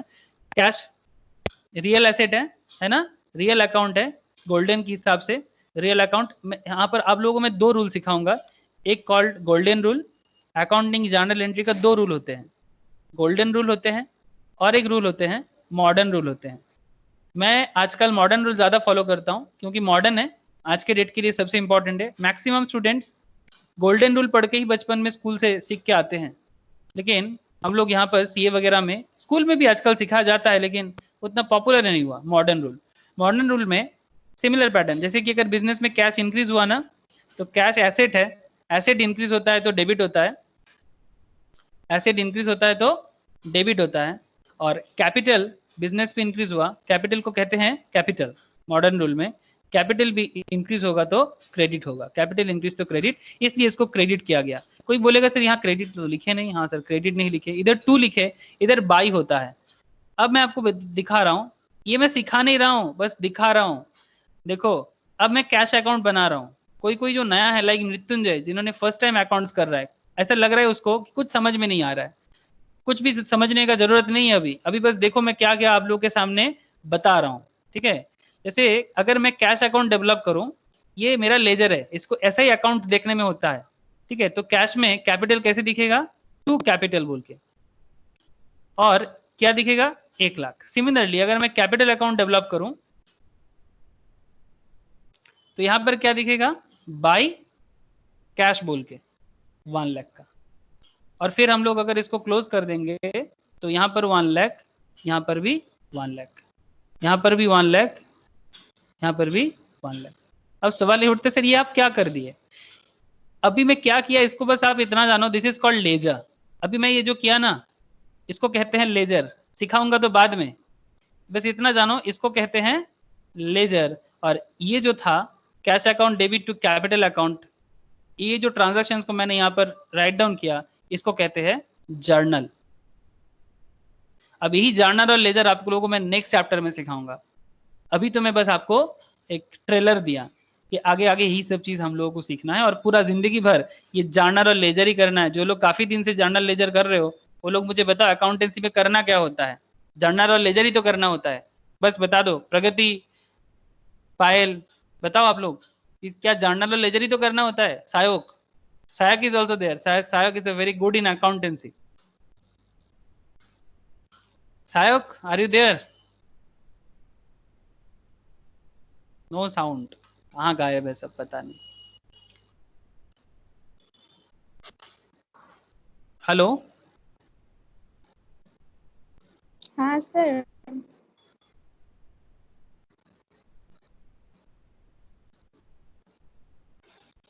बहुत लोग गायब हो गया, इसीलिए किसी का आवाज नहीं आ रहा है. शायद नेटवर्क प्रॉब्लम कुछ होगा. नहीं है। कौन तू है? Yes sir. Very good. अच्छा बताओ, जर्नल और लेजर का जो कॉन्सेप्ट मैं अभी बता रहा था कि ये जर्नल लेजर का कॉन्सेप्ट, मतलब मैं भी सिखा नहीं रहा था जर्नल लेजर, मैं बस आपको ये बता रहा था कि जर्नल और लेजर कैसे काम करता है और यही हम लोग को आगे सीखना है. ठीक है, ये तो बेसिक्स ऑफ अकाउंट से मैं बस आपको इतना ही बता रहा था कि ये जो जर्नल हो, लेजर हो, ठीक है, यही सब चीज हम लोग को आगे करना है. तो इसको क्या कहते हैं? Recording, classifying. हेलो, ये जो अकाउंट्स का जो काम है ना, रिकॉर्डिंग करना, क्लासीफाई करना, यही है. ये क्लासीफाई, रिकॉर्डिंग, यही सब. मृत्युंजय समझ में आ रहा है रे? थोड़ा थोड़ा आ रहा है सर. हाँ, धीरे धीरे आएगा बाबू. तो फर्स्ट टाइम अकाउंट्स कर रहा है तो धीरे धीरे आएगा. ठीक है. निबिड़, निबिड़ समझ में आ रहा है? एक टू की बेसिक, बेसिक से ही तो करा रहा है. एक टू क्यों होगा?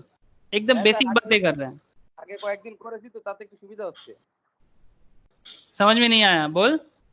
হ্যাঁ স্যার, একটু একটু তো বুঝছি স্যার, এখন একটু আচ্ছা সময় লাগবে. আচ্ছা ঠিক আছে, মানে আমি একদম ওই জন্য বেসিক থেকে করাচ্ছি তোদের, যাদের जिन लोगों का अकाउंट्स का एकदम बेसिक नहीं है, मैं उसके लिए इतना डिटेल्स में ही बता रहा हूँ. कोई कोई है जिसको काफी अच्छा आता है, वो लोग थोड़ा बहुत बोर जरूर होते होंगे, लेकिन हम लोग आज क्लास में कुछ स्पेशल डिस्कशंस भी किए हैं ताकि वो लोग भी बोर ना हो जिनको आता है. ओके. एनालाइजिंग, एनालाइजिंग अकाउंट्स को एनालाइज भी कर सकते हैं हम लोग, और एनालाइज करने के लिए ही तो है चार्टर्ड अकाउंटेंट, कॉस्ट अकाउंटेंट. ठीक है. अकाउंट्स तो आजकल मार्केट में डेटा एंट्री ऑपरेटर भी मिल जाता है. वो सोचते हैं कि वो अकाउंट्स का काम करते हैं, लेकिन जब कोई चार्टर्ड बनते हैं, जब कोई कॉस्ट अकाउंटेंट बनता है, तो वो बेसिकली उसको क्या कर सकता है? एनालाइज कर सकता है. ठीक है. नॉर्मल अकाउंट्स जानने में कोई प्रॉब्लम नहीं है, लेकिन जब तक आप उसको एनालाइज नहीं कर पाओ कि ये हुआ क्या है. जैसे अभी हम लोग कुछ देर पहले रिलायंस का बैलेंस शीट और पीएल रीड कर रहे थे, तो रिलायंस का बैलेंस शीट, पीएल अगर आप रीड कर रहे थे तो आपको उसको एनालाइज करना पड़ेगा, बिजनेस का सिचुएशन एनालाइज करना पड़ेगा, तभी जाके आप बिजनेस में इन्वेस्टमेंट वगैरह कर सकते हो. और अगर आपने अकाउंट्स को एनालाइज नहीं कर पाए तो फिर अकाउंटिंग सीखने का कोई मतलब ही नहीं रहा. तब तो कोई भी, मतलब तब तो आपके साथ बाकी लोगों का कोई फर्क नहीं रहता है. एनालाइज करने के बाद आपको इंटरप्रेट भी करना है. जैसे कि फाइनेंशियल स्टेटमेंट देखो, the financial statement should explain not only what had happened but also why it happened. मतलब अगर बैलेंस शीट में एसेट और लायबिलिटी दिख रहा है तो उसमें कोई भी बोल सकता है what should happened, but why, क्यों बैलेंस शीट में लायबिलिटी ज्यादा है, एसेट कम है. ठीक है, क्यों एसेट ज्यादा है, लायबिलिटी कम है, क्यों डेटर ज्यादा है, क्रेडिटर कम है, क्यों क्रेडिटर ज्यादा है, डेटर कम है, क्यों लोन ज्यादा है, इन्वेस्टमेंट कम है, क्यों इन्वेस्टमेंट ज्यादा है, लोन कम है. तो व्हाट हैड हैपेंड ये तो अकाउंट्स में फिर भी मैक्सिमम लोग बोल देता है, लेकिन व्हाई ये भी बहुत इंपॉर्टेंट है. हाँ, व्हाट हैपेंड बहुत लोग कह सकते हैं, ठीक है, बट व्हाई हैपेंड, इसी के लिए तो चार्टर्ड अकाउंटेंट, कॉस्ट अकाउंटेंट, ठीक है, सीएमए एंड सीएस को ज्यादा वैल्यू मिलता है, क्योंकि उनको सिर्फ व्हाट नहीं व्हाई भी पता होता है.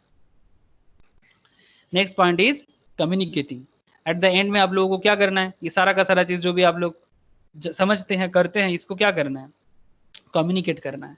मतलब आपको बताना है किसके थ्रू से? आप लोग देखो आप लोग ग्राफ के थ्रू से, डायग्राम के थ्रू से, फंड फ्लो स्टेटमेंट के थ्रू से, ठीक है, यही सब चीज हम लोग क्या करते हैं? कम्युनिकेट करते हैं. अकाउंट्स को डेटा के हिसाब से, profit and loss account, balance sheet, additional information, accounting ratios, ये सब के थ्रू से हम लोग कम्युनिकेट कर पाते हैं. आगे आगे सीखेंगे ये सब चीज किस तरह से हम लोग अकाउंटेंसी में यूज कर सकते हैं. वेट, अभी भी खत्म नहीं हुआ.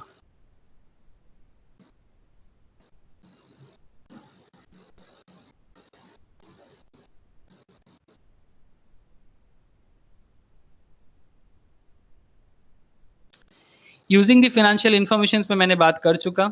Evolution of accounting as a social science, इस मैटर पे भी मैंने बात कर चुका. एकदम स्टार्टिंग में मैं इसी मैटर पे बात कर रहा था. ऑब्जेक्टिव ऑफ अकाउंटिंग में सिस्टमेटिक रिकॉर्डिंग ऑफ ट्रांजैक्शंस, मतलब अकाउंटिंग का ऑब्जेक्टिव क्या होता है कि जो भी ट्रांजैक्शंस हो रहा है उसको सिस्टमेटिक वे पे रिकॉर्डिंग किया जाए। Ascertainment of results of above recorded transactions, जो भी ट्रांजैक्शंस हो रहा है उसको एसर्टेन किया जाए, मतलब accountant prepares profit and loss account to know the results of business operations for a particular period of time. If revenue exceed expense, then it is said that business is running profitably. But if expense exceed revenue, मतलब अगर खर्चा revenue से ज्यादा हो जाए, then it can be said business is running under loss. तो सवाल यही है कि अकाउंट्स का ऑब्जेक्ट ये भी होता है कि सिर्फ रिकॉर्ड करना ही नहीं, रिकॉर्ड करने के साथ साथ हमें एसर्टेनमेंट भी करना है कि हो क्या रहा है। Profit and loss account helps the management and different stakeholders in taking rational decisions. For example, if business is not proved to be remunerative or profitable, अगर एक बिजनेस प्रॉफिटेबल ना हो तो कोई भी बिजनेसमैन बिजनेस करना चाहेगा? Obviously नहीं।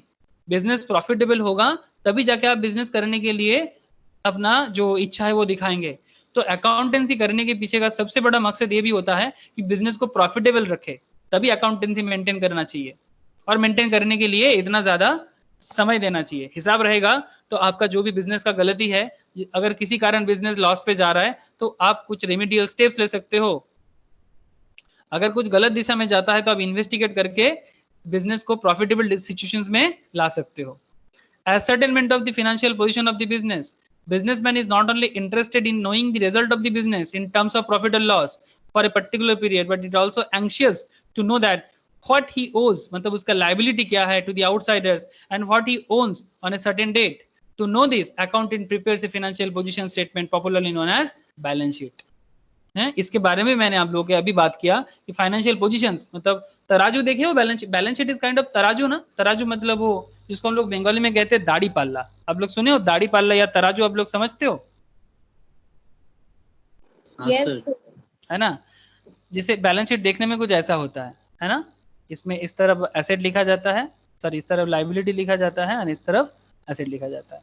और ये देखने में एकदम दाढ़ी पाल्ला या तराजू जैसे होते हैं।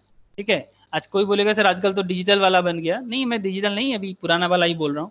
तो बैलेंस शीट में इस तरफ एसेट होते हैं, इस तरफ लाइबिलिटी होते हैं, और इस एसेट और लाइबिलिटी ऑलवेज इक्वल होता है। अब ये इक्वलिटी क्यों होता है इसके बारे में तो मैं दूसरे क्लास में चर्चा करूंगा कि बैलेंस शीट और ये टैली कैसे हो जाता है दोनों साइड। जितना मेरा एसेट है उतना ही मेरा लाइबिलिटी क्यों है, ये टैली क्यों हो जाता है, ये मैं बाद में बताऊंगा। बट फिलहाल आप इतना जानो कि अकाउंट्स करने के पीछे का वन ऑफ द सबसे बड़ा मकसद होता है कि मेरा फाइनेंशियल पोजीशन को एसर्टेन करना। क्या मैं सही हालत में हूँ, क्या मैं बैलेंस हूँ? ठीक है, तभी तो नाम है बैलेंस शीट। क्या मेरा बिजनेस बैलेंस है या फिर इम्बैलेंस है?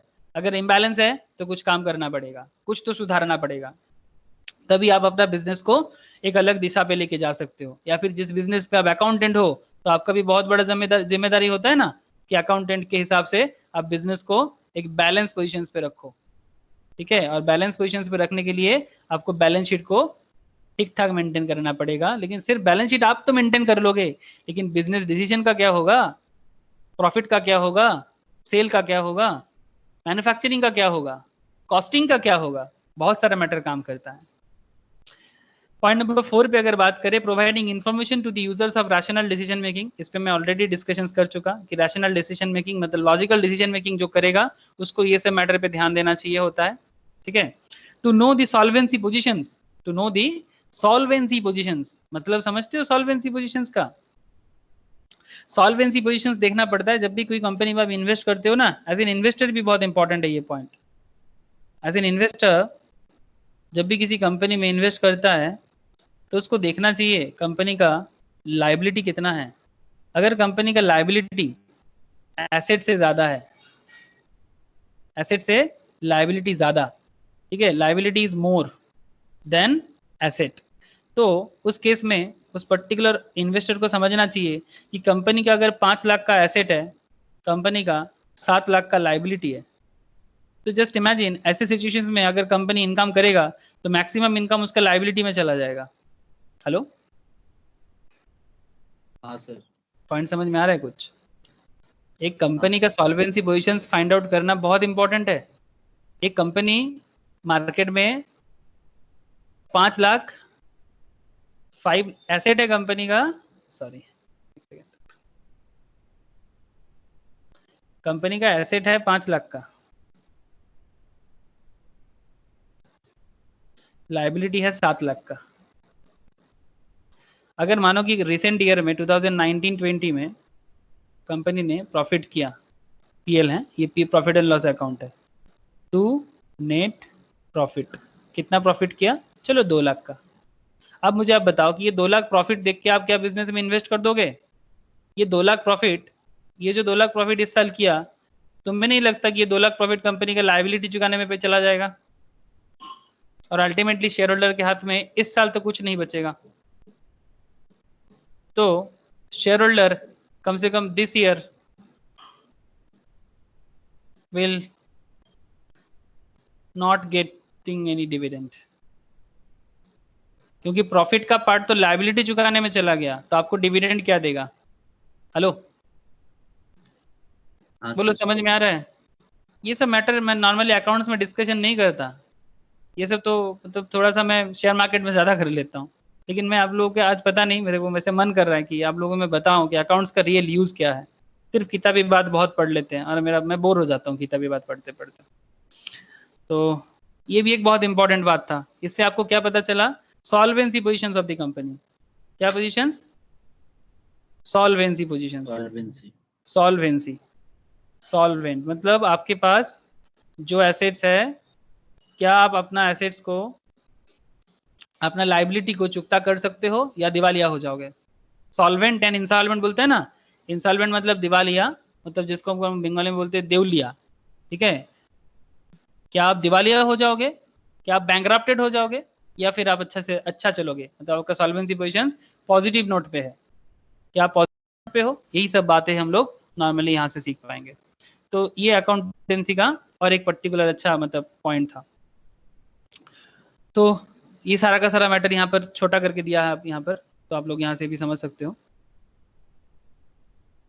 और मुझे यहाँ से नहीं बताना है। तो जो जो मेन पॉइंट था मैंने ऑलरेडी डिस्कशंस कर चुका। देख लेते हैं और कुछ पॉइंट मेरे से छूट की तो नहीं रहा है। फंक्शंस ऑफ अकाउंटिंग में मेजरमेंट करना, फोरकास्ट करना, डिसीजन मेकिंग करना, कंपैरिजन एंड इवोल्यूशन करना, कंट्रोल करना, गवर्नमेंट रेगुलेशंस एंड टैक्सेशंस के लिए करना, इसमें मैं चर्चा कर चुका हूँ। एक सवाल आ रहा है बुक कीपिंग एंड अकाउंटिंग के बीच में, distinction between book keeping and accounting. देखो यहाँ पर एक डिस्टिंक्शन है, ये बहुत ही इंपॉर्टेंट एंड बहुत ही पुराना एक मैटर है, मतलब it's a very old fashion thing, but ये आपको जानना जरूरी है। ये बुक कीपिंग जो है ना, it's a process of concern with recording of transactions. It consist as a base of accounting. Financial statement do not form part of this process. Managerial decision cannot be taken with the help of these records. There is no subfield of bookkeeping. Financial position of the business cannot ascertain through bookkeeping records.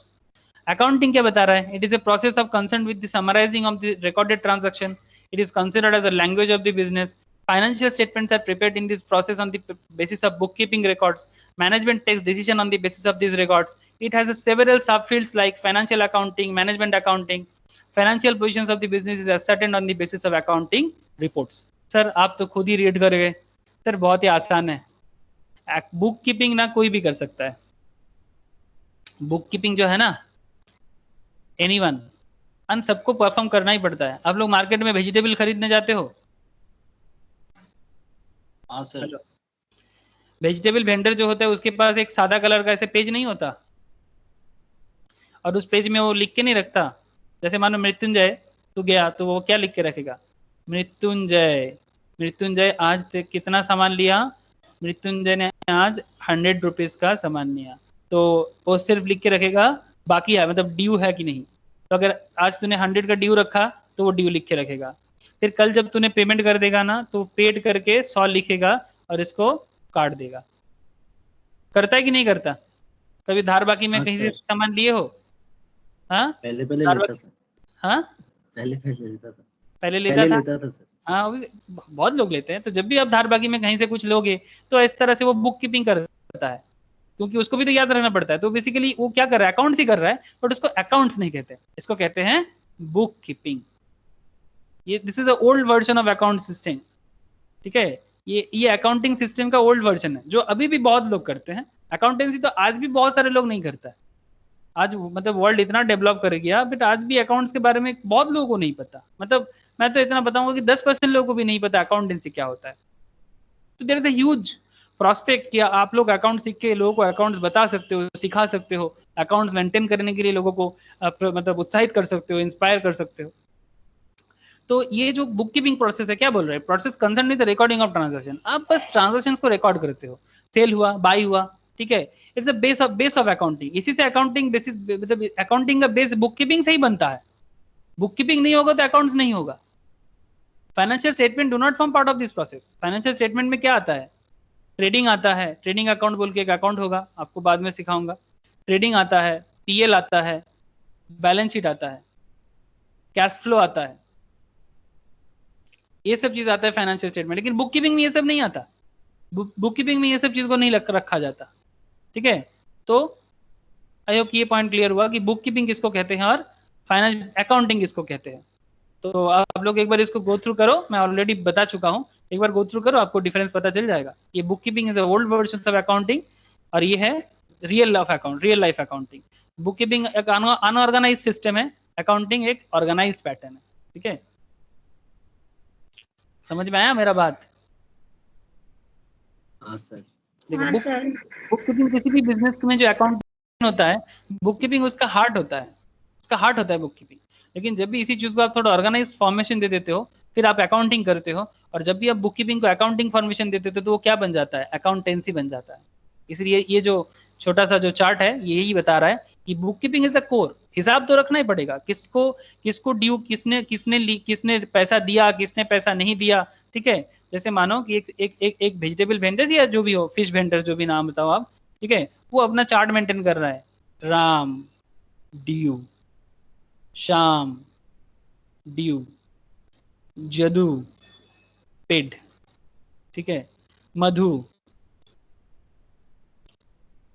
100 due 100 paid, 200 रुपए का सामान लिया था। तो basically आप क्या कर रहे हो, बुक कीपिंग कर रहे हो। और बाद में जब आपको अकाउंट्स करना है, यही चीज आपका अकाउंट्स में बदल जाएगा। आप इसका जर्नल भी कर सकते हो, राम का ड्यू एंट्री पास हो सकता है जर्नल के थ्रू से, बाद में सिखाऊंगा कि ड्यू एंट्री कैसे पास होता है, ठीक है, पेड एंट्री कैसे पास होता है, ठीक है। तो ये सब आप जर्नल में पास कर सकते हो। फिर आप उसको जर्नल करोगे, फिर आप उसको लेजर पोस्टिंग करोगे, ठीक है, फिर आप उसको ट्रायल बैलेंस बनाओगे, फिर फाइनल अकाउंट्स भी बन जाएगा इस पर्टिकुलर वेजिटेबल वेंडर्स का। किसी का भी बना सकते हो। आपको अगर शौक है तो मार्केट से किसी भी वेजिटेबल वेंडर्स को बोलो कि भैया आपका डिटेल्स हमें दो, ठीक है, आपका अकाउंट्स मेंटेन करके हम आपको देते हैं, और फिर उसका फाइनेंशियल पोजीशंस भी आप उसको बताओ। ऐसे ही करो, अच्छा लगेगा, आपको भी कुछ मौका मिलेगा सीखने को, ठीक है। जब आप अकाउंटेंसी सीख जाओगे, जिसको आता है वो अभी भी कर सकता है, ठीक है।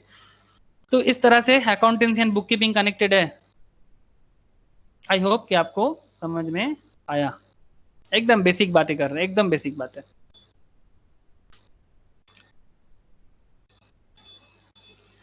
सब फील्ड्स ऑफ अकाउंटिंग, अकाउंटिंग का सब फील्ड क्या है, फाइनेंशियल अकाउंटिंग, मैनेजमेंट अकाउंटिंग। मैं अभी बात कर रहा था ना, सीएमए के बारे में बात करता हूँ, जैसे मृत्युंजय करता है, सांभवी करते हैं, हाँ, इंटर लेवल में विशाल है, ठीक है, मोहितोष है, बहुत सारे, रौनक भैया है, बहुत सारे सीएमए करते हैं। ये कॉस्टिंग जो पढ़ते हैं, ये मैनेजमेंट अकाउंटिंग या कॉस्टिंग, जो भी नाम लो आप लोग, सीएमए, ठीक है, ये सीएमए जो है ये इसी का पार्ट है, कॉस्ट एंड मैनेजमेंट अकाउंटिंग, ये अकाउंट्स का ही पार्ट है। नॉर्मली फाइनेंशियल अकाउंट्स तो है ही, फाइनेंशियल अकाउंट्स तो है ही, लेकिन कॉस्ट एंड मैनेजमेंट अकाउंटिंग, देखो कॉस्ट अकाउंटिंग, ठीक है, ये cost and accounting and management accounting को मिला के ये कोर्स बना है सीएमए, ठीक है। बहुत ही फेमस पार्ट है आज के डेट में अकाउंट्स का, इसलिए अलग से एक डिसिप्लिन बनाया गया गवर्नमेंट की तरफ से। सोशल रिस्पॉन्सिबिलिटी अकाउंटिंग, ठीक है, सोसाइटी के डेवलपमेंट के लिए अकाउंट्स में क्या हो रहा है, ठीक है, उसको जानने के लिए social responsibility accounting. Human resource accounting, ठीक है, एचआर मैनेजमेंट भी कहते हैं इसको। सीएस में इसके ऊपर फोकस किया गया है ना, सीएस में एचआर के ऊपर फोकस किया गया है। ह्यूमन रिसोर्स भी बहुत इंपॉर्टेंट है, एचआर मैनेजमेंट, उसका भी हिसाब किताब बहुत जरूरी है, मैनेजमेंट हो या हिसाब किताब, जो भी नाम लगाओ, human resource. Users of accounting information I have already discussed, ठीक है, मुझे और बोलना नहीं है। इन्वेस्टर को चाहिए, एम्प्लॉय को चाहिए, लेंडर को चाहिए, सप्लायर क्रेडिटर को चाहिए, कस्टमर्स को चाहिए, गवर्नमेंट एंड देयर एजेंसीज को चाहिए, पब्लिक को चाहिए, मैनेजमेंट को चाहिए। I have already discussed. Relationship of accounting with other disciplines मैं डिस्कस कर चुका हूँ, ठीक है। Accounting with economics, accounting with statistics. मैं आप लोगों को रिक्वेस्ट करूंगा, प्लीज आप लोग एक बार रीड जरूर करना, और फिर भी आपके मन में कोई सवाल रहे तो प्लीज अपने मतलब नोट डाउन करके रखना, मैं जरूर नेक्स्ट क्लास में आपको बताऊंगा। अकाउंटिंग विद मैथमेटिक्स बहुत अच्छा कॉन्सेप्ट है इसका, ठीक है, मैथ्स के साथ अकाउंट्स का। Accounting and law, accounting and management, ठीक है। लिमिटेशन ऑफ अकाउंटिंग क्या है, 2-3 मिनट और लगेगा, कंप्लीट हो चुका है चैप्टर पूरा का पूरा। अकाउंट्स का बेसिक जो थ्योरेटिकल पार्ट है, मतलब अकाउंट्स का बेस मैं आप लोगों के साथ आज ऑलरेडी डिस्कस कर चुका हूँ। अकाउंट्स का अगर लिमिटेशंस में बात किया जाए, लिमिटेशंस मतलब कुछ बाधाएं है अकाउंट्स में।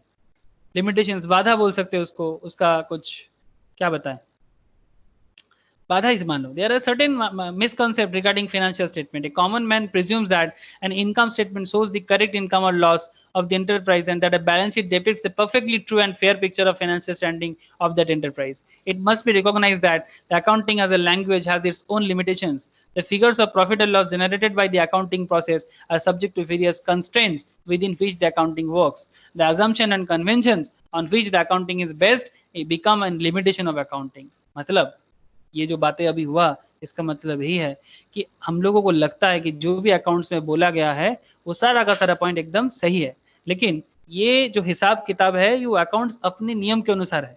कुछ लोग अपने हिसाब से उसको बनाते हैं, तो वो क्योंकि अपने हिसाब से वो बनाते हैं तो कुछ ना कुछ लिमिटेशन हर एक चीज में होते हैं, तो ये लिमिटेशंस के बाहर अकाउंट्स खुद भी नहीं है। जैसे यहाँ पर कुछ अमाउंट दिया है, कुछ पॉइंट दिया, the factors in which may be relevant in assessing the worth of the enterprise don't find place in the accounts as they cannot be measured in terms of money.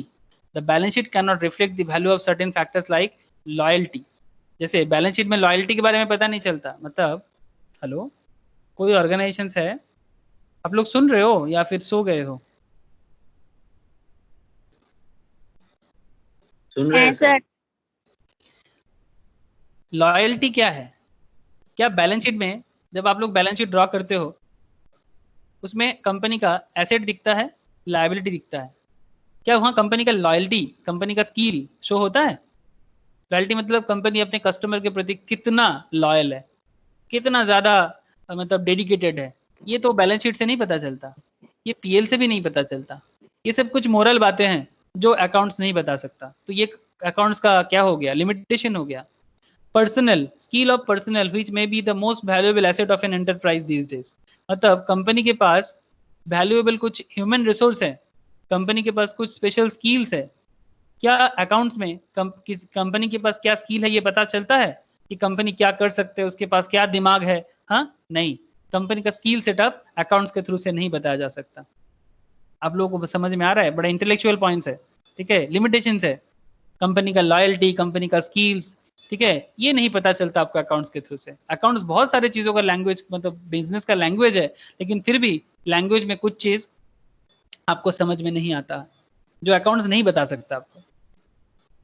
Balance sheet shows the position of the business on the day of its preparation and not on the future. जिस दिन accounts बना जा रहा है आपको उसी दिन का हिसाब किताब समझ में आएगा। फ्यूचर में क्या होगा, क्या आप इसका गारंटी दे सकते हैं? अंदाजा लगा सकते हैं, प्रेडिक्ट कर सकते हैं, बट गारंटी नहीं दे सकते, है ना। हम लोग जब बैलेंस शीट बनाते हैं, हेलो, हम लोग जब बैलेंस शीट बनाते हैं तो हम लोग इस तरह से बोलते हैं कि जब भी कोई भी जो लोग बैलेंस शीट बना के आए हो अभी तक, वो लोग देखे होंगे, तो हम लोग एक ऐसे इस तरह से लिखते हैं। क्या लिखते हैं? Liability of assets. हाँ, लायबिलिटी ऑफ एसेट्स, बट आप लोग ऐसे लिखते हो ना कि balance sheet as at as of 31st March 2019 या वॉट एवर 2020, जो भी नाम लो। फिर आप लोगों ने ऐसे करते हो, फिर ऐसे करते हो, फिर इधर ऐसे लायबिलिटी दिखाते हो। अब सवाल ये होता है कि आपने जो यहाँ पर लायबिलिटी एसेट कंपनी का बोला ना, इधर आपने कैपिटल दिखाया, ठीक है, इधर आपने क्रेडिटर बताया, इधर आपने लोन बताया, ये सब आपका क्या है, लायबिलिटी साइड का चीजें हैं। सिखाऊंगा बाद में क्या क्या होता है, कैसे होता है। इधर आपका फिक्स्ड एसेट्स होते हैं, करेंट एसेट्स होते हैं, उसमें कैश आ जाता है, बैंक आ जाता है, ठीक है। फिक्स्ड एसेट्स में प्लांट एंड मशीनरी आ जाते हैं, लैंड आते हैं, बिल्डिंग आते हैं। तो सवाल ये उठता है कि अगर 31 मार्च का डेटा आपके सामने है तो आप सिर्फ 31 मार्च में कंपनी का हालत बता सकते हो। 31 अक्टूबर को कंपनी का सिचुएशन यू कांट प्रेडिक्ट। आप एक अंदाजा लगा सकते हो बट श्योरिटी तो नहीं दे सकते ना। हेलो। हाँ सर। एग्जैक्टली सर तो ये क्या हो गया, ये अकाउंट्स ऑब्वियसली लैंग्वेज है कम बिजनेस का, लेकिन फिर भी अकाउंटेंसी आपके सामने ये बातें नहीं कर पाया कि 31 अक्टूबर को अकाउंट्स क्या हो सकता है। आप प्रेडिक्ट कर सकते हो बट आप जेन्युइनली नहीं बता सकते। तो ये एजम्पटिव हो गया, आप अंदाजा के ऊपर, आपका एक एजम्पशंस के ऊपर आपको डिसीजन लेना पड़ेगा, क्योंकि आपको अकाउंटेंसी वो नहीं बता सकता। तो इस तरह से बहुत सारे हैं। Accounting ignores changes in some money factors like inflation. ये जो महंगाई होता है, अचानक अचानक चीजों का दाम बढ़ जाता है, अकाउंटेंसी इसको नहीं शो कर पाता। अकाउंटेंसी सिर्फ उसी को दिखाते हैं जो हो रहा है, मतलब जो ऑलरेडी हो चुका है, जो आगे हो रहा है या फिर आज जो हो रहा है, अकाउंट उसके बारे में चुप है, कुछ नहीं बोल पाता। समझ में आ रहा है? लिमिटेशन है, हर एक चीज का लिमिटेशन होते हैं, ठीक है। There are occasion when accounting principles conflict with each other. हम लोग आगे पढ़ेंगे अकाउंटिंग प्रिंसिपल्स के बारे में, आप लोग वहां देखेंगे कि अकाउंटिंग प्रिंसिपल्स एक ही दूसरे के साथ एक कॉन्फ्लिक्ट में आ जाते हैं। मतलब वही चीज एक बार वो बोल रहा है, दूसरा बार वही उसको ना बोल रहा है, एक बार वो हाँ बोल रहा है, एक बार वो ना बोल रहा है, ठीक है। Certain accounting estimates depend on the sheer personal judgment of the accountant. For example, provisions for doubtful debt, method of depreciation adapted, recording certain expenditure as revenue expenditure or capital expenditure. ये सब बातें मैं आगे करूंगा तो आपको और clarity आएगा। तो these are the some of the famous मतलब प्रॉब्लम है जो अकाउंट्स नहीं बता पाता। तो in a nutshell, it can be said that language of accounting has a certain practical limitation, and therefore the financial statement should be interpreted carefully, keeping in mind all various factors influencing the true picture. इसका मतलब यही हो गया। आपके सामने जो अभी मैं रिलायंस का बैलेंस शीट दिखाया था ना, ये देखो रिलायंस का बैलेंस शीट पीएल दिखाया था ना, यहाँ पर जो भी लिखा हुआ है सब कुछ ट्रू है, ये एकदम आंख बंद करके बिलीव करना बहुत बड़ा बोकामी होगा, है ना। क्योंकि अकाउंट्स का अपना लिमिटेशन है। तो अगर आपको ये बैलेंस शीट को समझना है, अगर इसको समझ के आपको इन्वेस्ट करना है, तो आपको अपना खुद का दिमाग भी लगाना पड़ेगा कि इसके अंदर कहाँ पर एक थीन लाइन है, जो thin line you have to understand. और ये तब आप अंडरस्टैंड कर पाओगे जब आप अकाउंट्स को बहुत अच्छे से समझ जाओगे कि कुछ चीज कंपनी जरूर बताता है अपने बैलेंस शीट पे, इवन ऑडिटर साइन कर देते हैं, चार्टर्ड साइन कर देते हैं, कंपनी सेक्रेटरी साइन कर देते हैं, लेकिन फिर भी वो ट्रू एंड फेयर व्यू ना भी हो सकता है और चांसेस बहुत होते हैं। तो थीन लाइन आपको अकाउंट्स नहीं बताता। तो ये सब चीजें आपको, जब आप किसी भी चीज के बारे में डिटेल्स पे जान जाओगे ना, अब तभी उसके बारे में वो थीन लाइन को समझ पाओगे। तो तभी तो आपको सीखना है। सर बोलो। एक क्वेश्चन था सर। बोलो बोलो। सर मान लीजिए कि मुझे अपना दिखाना है कि मेरा इस साल का जो प्रॉफिट है वो ज्यादा हुआ है, तो आता हो तो मार्च में आता है, तो मैंने क्या किया कि दिसंबर में किसी से कुछ लोन वगैरह कुछ लेके अपना प्रॉफिट में जोड़ दिया और हाँ। बाद में वो पटा दिया उसको, तो वो क्या दिखाएगा कि मेरा प्रॉफिट बढ़ गया है या फिर लोन लिया है वो दिखाएगा? दोनों दिखाएगा। मतलब प्रॉफिट उसमें बढ़ेगा तो भी दिखाएगा, लोन। ये मैं जब अकाउंट्स को सिखाऊंगा ना तब तुझे समझ में आएगा, ठीक है। कि अगर तूने लोन लिया, ठीक है, तो तेरा लायबिलिटी क्रिएट हुआ, और अगर तूने सेल किया, ठीक है, तो तेरा सेल बढ़ा। तो दोनों जगह में ये इफेक्ट लगेगा, ठीक है। तो आज तुझे समझ में नहीं आएगा मृत्युंजय, डोंट माइंड, ठीक है।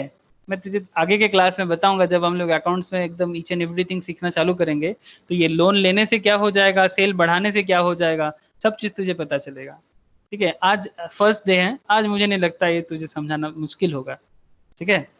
तो आज तो मैं इसके बारे में तुझे नहीं बोलूंगा, ठीक है। बस मैं इतना ही बोलूंगा कि जितना हम लोगों ने आज थ्योरेटिकल क्लास में पढ़े हैं, प्लीज घर में एक बार प्लीज इसको पूरा का पूरा जगह को एक बार देखो। अकाउंट्स क्या क्या सर्विस देता है, मतलब एज एन अकाउंटेंट आप क्या क्या कर सकते हो। आप किसी बिजनेस का बुक्स ऑफ अकाउंट्स मेंटेन कर सकते हो, मतलब यही आपका जॉब एरिया होगा। लोग बोलते हैं ना अकाउंट सीख के मुझे क्या करना है, तो देखो आप अकाउंट सीख के क्या क्या कर सकते हो। आप बुक्स ऑफ अकाउंट्स मेंटेन कर सकते हो किसी बिजनेस का, आप ऑडिटर बन सकते हो, ठीक है, चार्टर्ड अकाउंटेंट बन के। कॉस्ट अकाउंटेंट कॉस्ट ऑडिट के लिए माने जाते हैं। कंपनी सेक्रेटरी ऑडिट के लिए जाने जाते हैं।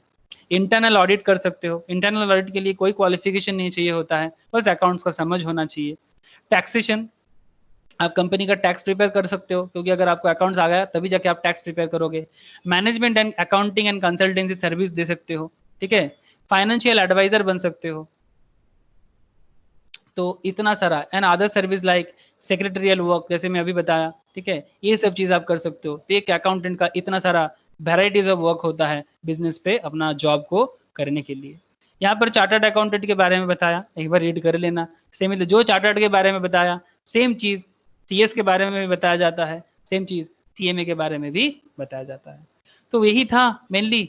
जैसे यहाँ पर एक लास्ट पॉइंट है chartered accountant and economic growth, या फिर company cost accountant and economic growth. मैं यहाँ पर चार्टर्ड के बारे में बता रहा हूँ, आप लोग यहाँ पर चार्टर्ड की जगह कॉस्ट, कंपनी सेक्रेटरी, व्हाटएवर जो पसंद है जोड़ लो, ठीक है। उसके बाद यहाँ पर कुछ एमसीक्यूज है, प्लीज एक बार उसको गो थ्रू करना। लेकिन सबसे पहले मैं सारा का सारा जो चैप्टर में मैं आज पढ़ाया उसको पूरा एक बार गो थ्रू करना, मैं एक भी चीज को नहीं छोड़ा। पक्का पक्का पूरा 2 घंटा मैं ईच एंड एवरी मैटर पे डिस्कशंस किया। मैं आप लोगों को रिक्वेस्ट करता हूँ, ऑर्डर भी करता हूँ कि प्लीज एक बार अच्छे से गो थ्रू करो, फिर ये सब एमसीक्यू को सॉल्व करो। देखना आपका नॉलेज काफी ग्रोथ होगा, और आगे जब हम लोग प्रैक्टिकल लेवल में अकाउंटेंसी को जानेंगे ना, आपको बहुत सुविधा होगा। इवन जब आप लोग मैम का क्लास भी करोगे अकाउंट्स में एडवांस में, तो आपको और बेनिफिट मिलेगा, ठीक है। तो आज का क्लास में इतना ही रखूंगा, ठीक है। मैं आता हूँ आप लोगों के सामने, फिर आप लोगों को बाय करूंगा।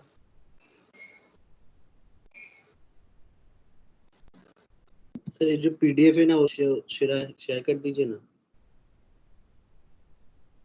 अकाउंट्स का। हाँ दोनों, ठीक है, मैं शेयर करूंगा। ओके, मैं शेयर करूंगा।